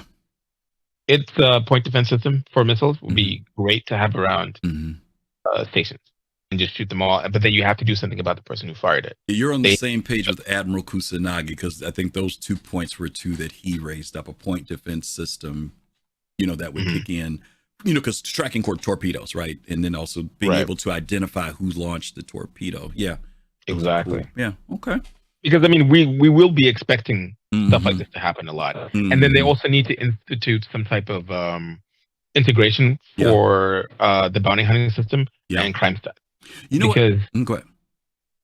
I was just going to say, because what I would hope they would do is they want the players themselves to then police themselves, if that makes sense. Yeah, right? I was going to say, to your point, I wonder if they'll ever create levels of security. In other words, you know how like in Eve we have like low sec, high sec, null sec, and all that stuff. But I mean, like, is a station like Seraphim a level 3 security station? In other words, the level of response, if there's any type of aggression against it, that could be both interior and exterior, right? Because they've talked about us, being able to go in stations and whether you're carrying a weapon or hiding a weapon, things of that nature. Is this a more secure station where literally here's one of those stations I don't have, like I look at Microtech, that seems like a place I wouldn't have to worry about things as much, where if I go in Hurston, I'm sorry, Hurston I wouldn't have to worry about as much because their security's on point. You know what I mean? Where Microtech might be the type of station where there's some mess that might kick off, right? Because they're not as, they're a little bit more techie, but folks ain't walking around with guns like at Hurston. You know what I mean? So I'm wondering if even implementing different types of security levels, both interior and exterior, will be a factor later on. I don't know, but I hope they actually do that though, because make it more granular. So like Mm-hmm. whenever you go into a station, right, when you're looking at the blurb about the station, it tells you like this is the security level you can expect, this type of response you're gonna get. And one thing I think that if CIG are really about this whole sandbox, right, is to allow procedural missions to generate for players to be security. That'd be interesting. Right? Yeah. And obviously, like, if there's an attack, okay, then it generates a mission. Hey, there's been reports of an attack, so-and-so. And then maybe for a duration, so that you work for maybe, like, I don't know, 15 minutes, 30 minutes, an hour, right? And even if nothing pops off, you still get paid. But if something pops off, you get paid more. If that makes sense. That'd be cool. No, it does. I mean, we've got that to incentivize the players to then police themselves, right? Yeah, we've got that like with the crime stat thing now. Like if somebody goes into Korea to try to clear their thing, right? There's a thing that pops up, saying, hey, there's somebody over there trying to clear their thing. But something like that would be someone starts some form of aggression at a location, right? That would be kind of cool if somebody could take that as as it pops up. Right, if you're following like the bounty hunter career, right? I remember, what was it in the Mandalorian? There was this thing like when all the bounty hunters got a thing that popped up, saying, go after this person, exactly. Say who it is, and then they all go for it. Yeah, that would be cool. Okay, I'm digging that. All right, Odie. Well, thank you, man. It's good hearing you. I haven't talked to you in a little bit. Hope you're doing okay. Okay. All right. Odie's good. All right. Okay. All right. So this is all you guys might be saying. Where is all this leading, Griff? I know you're leading to something. Yes, I am leading to something. All right, which is this next topic. Thank you guys for following. I'm going to show you guys a couple videos. These are videos that you're familiar with, so just bear with me. But some of you may not have seen them in a while. Some of you may have seen them recently. Some of you may have never seen these videos. But I want you to watch these videos, and then I want you to be ready for the question later. So let's watch the first video. Here we go.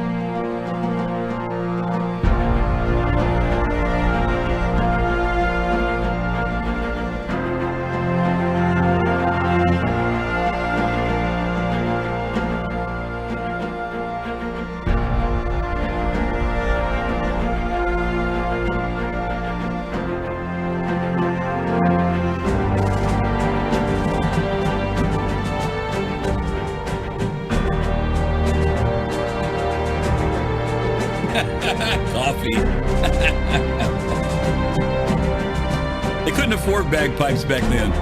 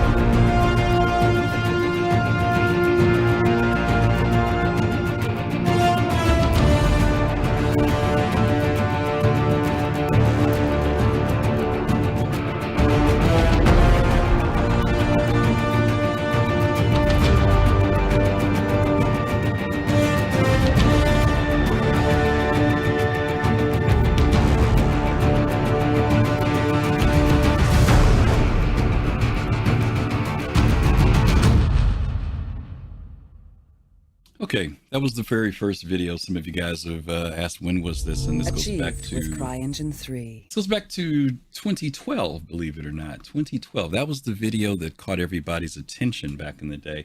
I'm going to watch you guys watch another video now, so take a look at this one.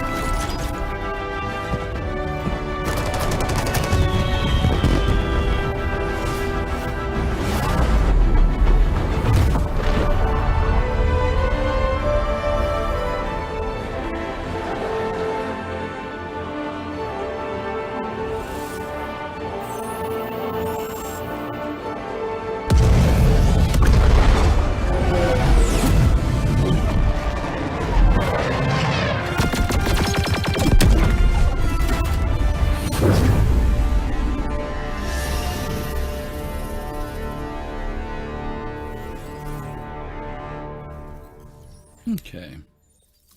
So here's the question for today. In light of those two trailers, there's a lot of history there going from 2012 to now 2014, 2024 rather. So we're doing 14 years, right?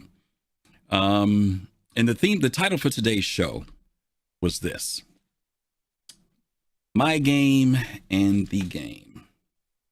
And I want to know your thoughts on, I want to challenge you to think about your thoughts of what Star Citizen and Squadron 42 are going to be. Now, mind you, I didn't show your early Persistent Universe video because we all got introduced through Squadron 42, which is why I showed the first video. And that created a certain mindset of dreams and ideas of what the game would be like later. I didn't show the squad. We don't have a final Squadron 42 video, but I did decide to show you a trailer for Star Citizen. And that was actually from 3 years ago. But I wanted to show you something to give you some context of the evolution of where things have gone from 2012 till now. And my question is, and this is because I've heard this has come up so many times from people I've talked to, reading on Spectrum, Reddit, conversations I've had in my Discord with people at Test. I'm in Test Squadron. This statement that comes up sometimes, it's like, if they do or if they don't. If CIG does this, then I'll keep doing this. Or if CIG doesn't do this, then I won't. Or if they don't do this, I'm not going to do this. So, classic example of this was, if they don't put out my ship, I'm going to stop playing the game, or I'm not going to give them any more money. There's always this if thing going on, right? I'm not saying because somebody says, well, I've given enough money, I'm waiting and seeing. I'm not talking about that, guys. Or I'm saying, if they get it done, then I'll come and revisit the game. I'm not talking about that player, that person. I'm talking about the person who lays the ultimatum down. If they don't get my medical career going, I'm or if they get bounty hunting done before they do so and so, if they finish the X1 before they finish I'm talking about that person. Okay. And I think that this idea, when we watched the second trailer, it said, fly the way you want to fly, or do the way you want to. And the context of that is, you fly the way you want to fly based on what we give you. And I worry about that sometimes backers have created a game in their head that they want, that will not be the game that is given to them. And how we will respond to that. You know, there's something, every once in a while, something pops up. You know, a lot of times it's always them. It's always someone else.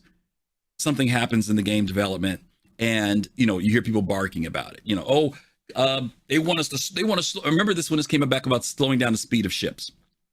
And CIG said, hey, this jousting thing is not, first of all, it's not realistic. Secondly, combat wise, it's not fun. So CIG says, we're going to close the gap. We're going to bring people in so that the encounters are much closer, more tight. And then we start to find out it's not just shooting at a ship, but it's also being able to come in so close that not only can I visually see my target, so I'm not just shooting at a pip, but I'm actually able to see the ship. I'm actually able to target a component area, an engine, a quantum drive, and that combat can become more challenging. And as we started to find out that that's what they meant, it started to make a little bit more sense, right? So we didn't bark about them reducing the speeds as much. And SCM became a much more, oh, okay, I get it. I see where you're trying to go with this thing.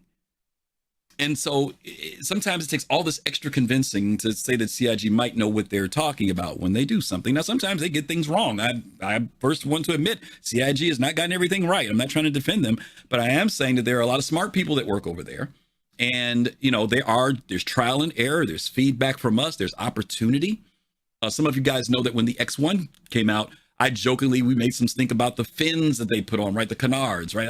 Why they wouldn't made them do that? It was the perfect design. That's how I felt. It was like, what? You're messing up perfection. What are you doing? I even went on Spectrum and wrote a comedic post, you know, from my position of being over snobs, that you have ruined the design of this masterpiece of a ship, right? And I wrote this long, but I wrote it out in good humor and I gave my reasons for it. And lo and behold, not because of me, my ego is not that big, but lo and behold, when the X1 came out, the canards were removed and only put on the racing version, right? Okay. Now, if the canards were on there, I'd have been like, why did they mess this up? But, you know, I'm still playing the game. But what do you think? Do you think that players are creating a world in their mind that may not match up with what Chris Roberts is going to do in the end, what this final product will be? And will they be disappointed? I'm not saying it's not okay to dream and to theory craft and to hope. And, you know, I would love to see them do blah, blah, blah. Man, when I get my brand new merchantman, I want to be able to do blah, blah, blah, blah, you know. But my question is, are we going to be big enough to understand my game may not be the game? And if we're lucky enough that my game is the game, great. But if there's certain aspects of the game that don't turn out to be the way we think they should be, or what we desire, or what we want to play, or what we've dreamed of, is that going to be a game breaker for you? You know? So that's the question. All right. So let me start bringing some folks in. Admiral Kusanagi was the first in line, so I'm going to bring him in first. Admiral, you're there. Yes, sir, I am. There he is. Yeah. Welcome back. What's your thoughts? My game versus the game. Well, first off, yeah, like my game on the original is not the same game that we have. So that's the first thing I want. That got a lot of people in here, and that's just not what we have. We have an example when you play the second version there of what it's turned into. And for someone who got in the game 13 years ago, that might not be the game that they actually wanted themselves. I know a guy from my old org, and he was like, I'm not playing the game until I get the Polaris. But today we know that, okay, well, you might have the Polaris, but how are you going to fund to replace those torpedoes? And, you know, you're not just going to be, you know, jumping on the mining, you know, group and then hoping we just give you, you know, a blank check every week. So I think that's what really is the thing that people don't understand, is like how this has just grown into something that maybe they think that originally that it was, and their point of view, and to what it's actually becoming. Like you know what I found today? I found the fuel port on the it was at the C1, and I was like, oh, I didn't know this was here. It was like this big. I was like, what's this button do? And it was a C1. I'm like, oh, that's so cool. And you know, we all know this is coming in. That is going to. I'm gonna have to like walk over to a hose and like pull it to my ship, lock it on there, and then I imagine like push a button somewhere that says fill it up. Mm-hmm. And that's going to be like everywhere. They talk about having hangars that are coming in soon, and it's like, oh, it's a great place to blah, blah, blah, blah, blah, blah, and repair your ship. I'm like, oh, I don't know if anybody caught up on that, but now I have to repair my own ship. Mm-hmm. So, and of course, as we get away from stations and stuff like that, we're going to have to be able to have materials, and maybe even they'll have something that's inside our hangars that we actually can repair our ship to 100% quality or something like that. So these are all gameplays that we just don't know. And this is all CR's vision, and we're on for the ride, and some people won't want to stay on that train. Yeah. That's the way I look at it. And I think I'm going to enjoy what's coming. I have had a situation when I've had a few situations where I was like, God damn this stupid game. And I can't believe they sold the F8 to everybody, because now they're going to like just use that ship to kill everybody. And that's happened to a degree. But I don't think it's been as severe as I thought it would be. And so it's pretty interesting. Yeah, I think we all find something that I'm not saying we're going to always like everything that, the decisions they make or things that they implement. And you've been around long enough to see that there's some things that come and go. Some things stay, some things come in, they get tested, and then they go away. But for some people, it gets to a point where it's game breaking for them, or should I say, play breaking. Like you said, they're not going to play the game, until my Endeavor comes out. And I'm not saying that because they're not anticipating it. Again, I'm not talking about the person who says, this is what I've invested into. It's not in the game right now, so I'll wait till that comes out. That's fine. No problem with that thing. I'm talking about the person who is the ultimatum. You know what I mean? Like they say, I bought that Endeavor 5 years ago. I'm not touching that game. And I just wonder if the Endeavor comes out and it's not what they thought it was going to be. Because they've made up in their mind that the Endeavor is the end all and be all of the game, and then you find out that it's nice, but it there's more to the game than the Endeavor, whether they will be disappointed. But if they bought the Endeavor, or say the original concept, I'm telling you, that ship is not going to be as easy as they think it's going to be. And everybody thinks they're going to like AI everything. And you're not going to be able to do that. Or you're going to lose out. Again, like I've already said before, like we have so many server blades to use. And if you're just going to use those for AI turrets, you're going to miss out on other things that they're going to allow us to put in those slots. So it's just the amount of how like engrossing and how much organic our gameplay is going to become. Okay. Fair enough. All right, Admiral. Appreciate you. Thank you much. All right. Let me bring in, I'm going to bring in Pops in space, and then I'm going to bring in Rad. Pops, you there? Yes, I am. Yes, sir.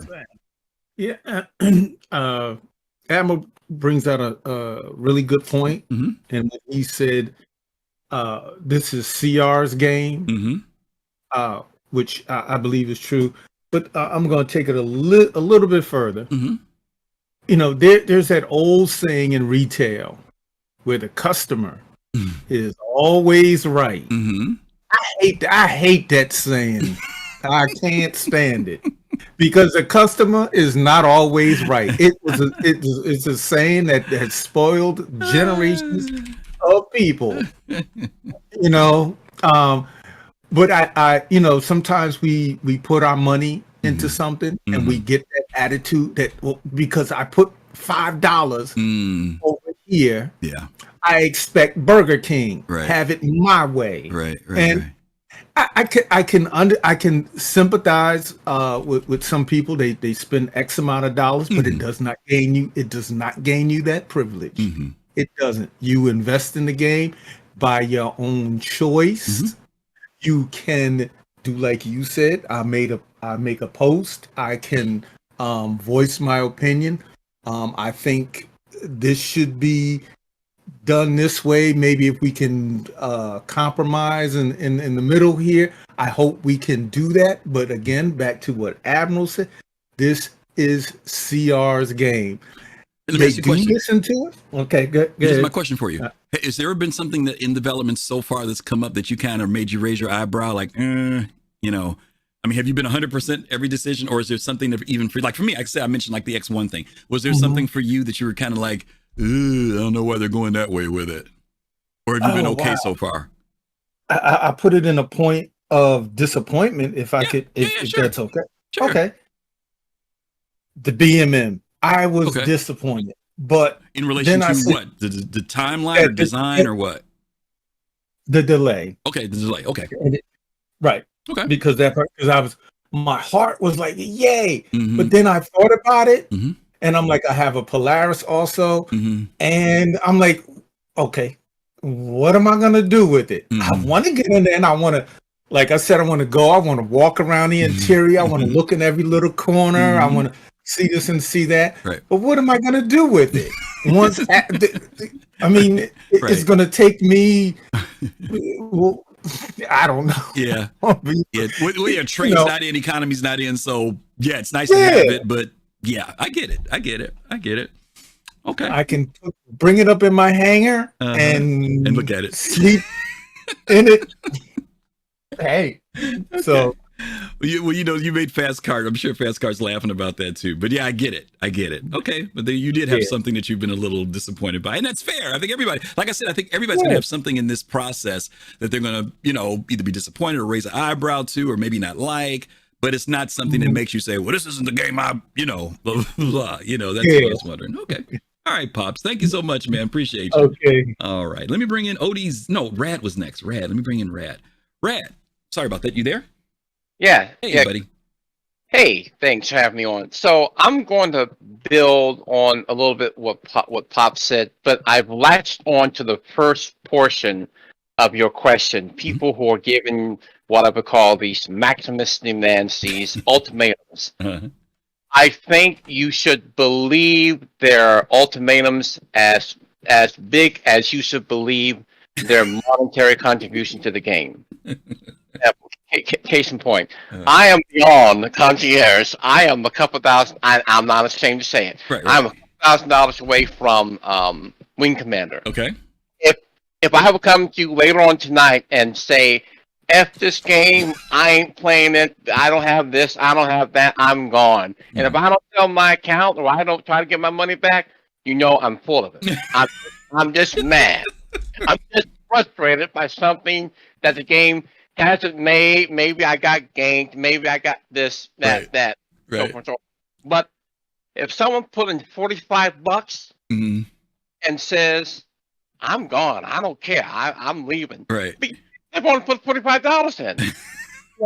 It's how many times have we bought a Steam game for $60 and this ain't crap. Right. Yeah, hey, there's $45 out. So believe them as much of money as they put in the game. Okay. The lower the amount of money, the better the chance they're not coming back. Yeah. I got you. Yeah, that's it. I mean, got any more questions for me than that? Yeah. No, that's a good point, Rad. All right. Yep. Thank you, bro. All right, my friend. Appreciate it. That's funny. All right. Last but not least, we bring in ODZ. OD, you there? Yeah, I'm here. Yeah, I got you. Okay, so I think the main issue that a lot of people are running into is frustration. Okay. And they're looking for some type of avenue to, I guess, maybe try and get some type of recourse, because that's the only thing I can think of as to why they would even be like, okay, I hope that my game will be the game that we end up playing, because there are documents on everything the game is meant to be, right? Been pretty much the same. And even people make this argument, I don't understand it. They say that the game has a lot of feature creep, but it's not feature creep. They're just trying to realize the vision. That's it. I can't even think of one thing that's actual feature creep. But anyway, so I think that's what they need to understand. And another thing they need to understand is this: don't get so pressed about what's going on during development. Game. You're not playing Star Citizen. Yeah, the final playing product. Yeah. Alpha version of Star Citizen. So much of the game will not play the way it does right now. So why are you getting pressed over, do I have my ship? Do I have this mechanic or whatever? Don't. And I think that it comes from people expecting, if you back the game, I think people think that there's a pressure for you to actually play or play test the game. There isn't. Right? You can just back the game and just wait. True. Because all the things you're going to be complaining about are things that will be solved at release or by release, right? You want your ship there? At release. So you want this mechanic there? At release. So I think they just need to... Let me throw this at you at that point, the point you just made, because I don't want to lose it. under normal circumstances, and when I say normal's still kind of relative when it comes to game development. You know what I mean? Because right. people still like let's say we're watching the Game Awards, right? And then they say, oh, this game is coming out in 2025, and then somewhere in the middle of 2024, it's like, here's the pre-order and here's the launch date. But Star Citizen's a different animal, right? It's like, we ain't talking about waiting 8 months or 9 months. We're talking 9 years, 10 years. Do you think that adds to that frustration that you mentioned earlier, that this is a unusual amount of time for gamers to have to wait on receiving the physical of their, not the physical, but the return on their investment, right? You know, I put the money in. I'm expecting something out. Well, let's just use in a reasonable time frame. Let's just use Pops as example, right? The Banu Merchantman, right? He wasn't around back. They've only been in the game like 3-4 years now. But let's imagine if you were that person back in 2015 who bought the Banu Merchantman, right? Mm-hmm. And you saw those original maybe 9 concept drawings, the Hornets and stuff like that, and that was it, right? So now you've sat through 5 years of watching more concept drawings. You've sat around and watched ships that popped up that weren't even in concept drawing. Ship just freaking comes out. The Valkyrie, nobody knew about it, right? Boom. The Zeus's, all of a sudden, something is written in lore. Boom, that comes out. You got all this stuff that keeps coming out, and you're that guy who bought a Banu Merchantman back in 2015, right? So what's the psychology for that person? Is it the typical thing that I know I've say, well, don't worry, when it comes out, it'll be even better than you thought it was, right? Or is it that person who's like, man, they done put out 40 different ships that they didn't even talk about while I'm waiting on my one. Yeah. Right, while I'm waiting on my one. Yeah. You know, how does that person, you know, do they say, well, okay. Like, I've got some of those ships. I've got ships to go back that far. And I'm like, okay, well, they come out. You know, but that's not for everybody. Go ahead. That person should actually understand better than anybody else that you're going to have to wait, right? Okay. And this is the thing. You've been there since, like, close to the beginning. Mm-hmm. And you have to understand that this game has gone through a lot of changes, right? Mm-hmm. I would say that they changed again, 2016, right? When they went from, you know, the loading screens for planets to actually fully realized planets, right? Procedurally, right? And then again, you know, when we get like a PES, and then once we get server meshing and all that stuff, right? It's going to change again, right? Right. So that person knows that this game, the dev cycle is long as hell, right? So they literally have no excuse. And on top of that, remember, they could have gotten a refund up until end of 2017, right before they released 3.0, right? So they are the ones that I would look at and be like, come on, bro. You knew what you were doing, right? But then also everyone else after that already knows the history, because remember, Star Citizen is memed on the internet, right? For taking a long time in development and raising so much money and still not having a product to show for itself, right? Well, a fully released product to show for itself. So you can't come into this game and claim ignorance, okay? You know about it from a lot of different places, and the game tells you itself it's not done. How many screens do you have to go through that to accept, hey, I'm acknowledging that the game is not done. It's in development. Like, what, 5 or 6 when you buy the game, and then every single time you log into the game, right? Yeah. I agree with you on an intellectual level, but not in a reality level. We can't hold everyone's hand. No, I'm not talking about hand-holding. I'm talking about the psychology of gamers. The gamers click on little boxes all the time with TOSs and everything else. They don't read them. I'm not taking their responsibility away from them. I'm just saying it has become such a natural thing to do that. You know what I mean? So you and I I'm like you. I'm one of those people that if I'm getting into something or hear about it, I'm going to look into it. I'm going to watch several videos. I'm going to listen to people, blah, blah, blah, blah. There are other people who happen to tune in to watching ODZ stream on Twitch. ODZ played for 4 hours straight. Everything looked good. ODZ never mentioned anything about Elfram, never mentioned anything about bugs. His play session was great. And I went to the RSI website, bought the same ship ODZ was fighting in, his Hornet or whatever. And then I get in the game and it's like, oh, what the heck happened? You know. Right. I get that. But this is the thing, though. The game isn't finished.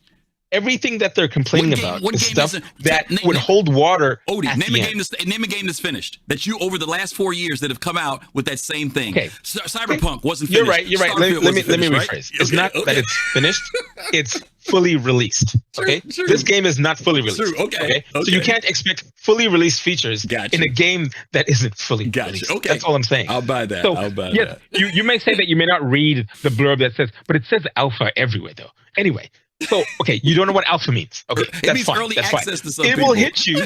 It'll hit you when you get that. When you go and you're killed by an elevator, Right. or you're lagging as you're trying to do FPS, True. or the NPCs are being jank as hell. Right. And guess what? If you're a new player, what do you have at that point? Yeah. 30 days or 15 to 30 days, depending on what region you're in, right? Yeah. To decide whether or not you want to stick with it. So there's nowhere you can play Star Citizen and think, okay, wait, this game is fully released, it's developed, whatever. Because the jank is everywhere. Yeah. Okay?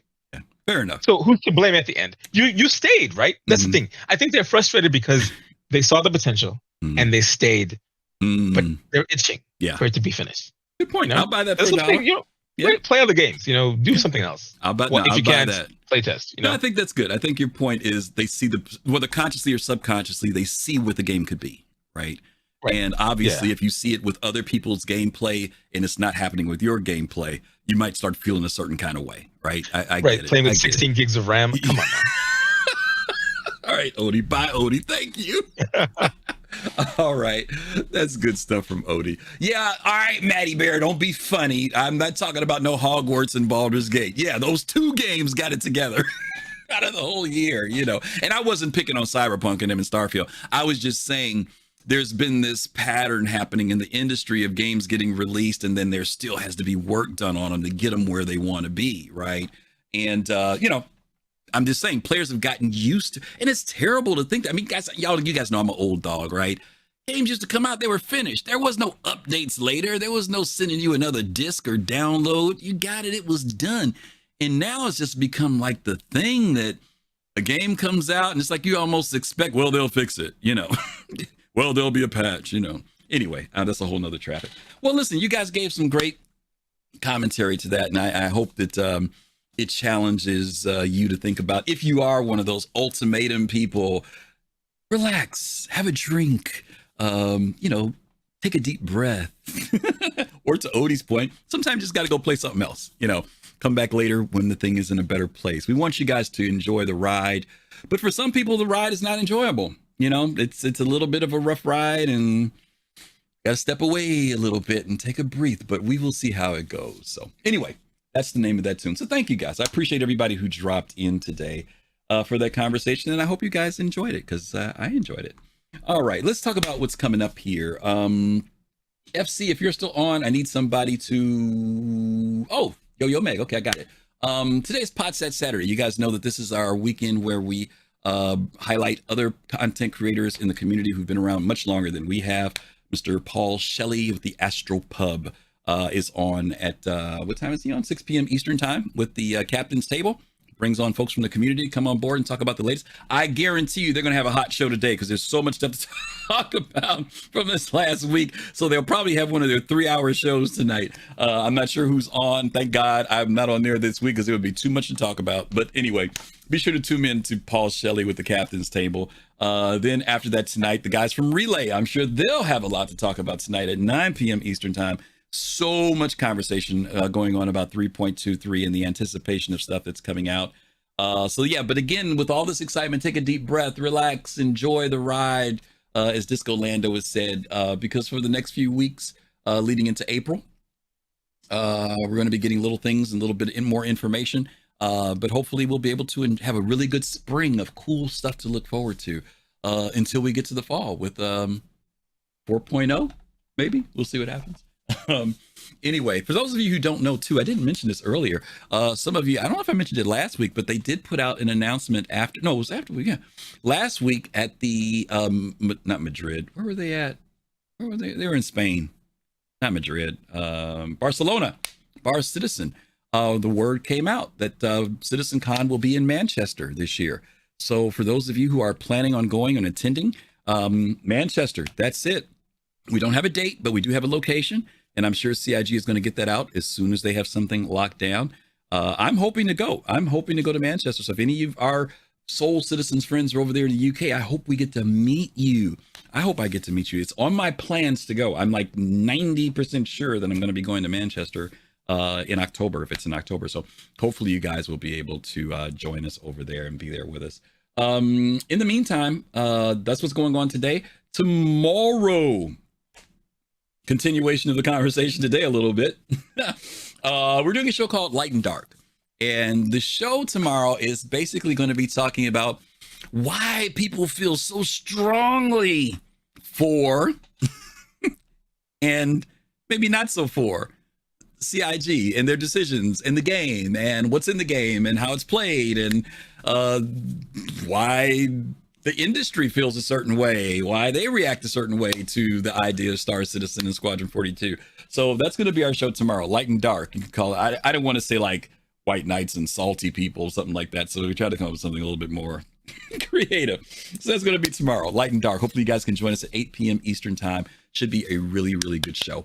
Really appreciate everybody who's here with us today. As always, you guys are great supporters. Don't forget to follow us, like us, follow us, tell somebody about us, guys. We really rely on you to get the word out. We don't do a lot of advertising. Well, actually we do post a lot, but hopefully you guys will share more about our shows, but definitely let people know about our Sunday show where all the Soul Citizens. And by the way, if you're like watching us, if you're a supporter, I'm not talking about just financially, but if you're here, you're a Soul Citizen, you're part of our team, you're part of our community. And we really do appreciate all the stuff that you guys do. Even the folks who don't get to come in and talk with me, even though I would love to hear from more of you, we definitely appreciate you guys' constant support. We are going to be approaching, by the way, our 4th year anniversary in just a few weeks, March the 3rd.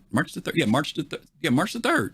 It's only a couple weeks away. It's going to be our 4th year. We're going into our 5th year of doing the Soul Citizens. And boy, did I ever think we'd be around this long? I don't know. Not really. I don't think I ever projected how long we'd be around, but boy, we're going into our 5th year.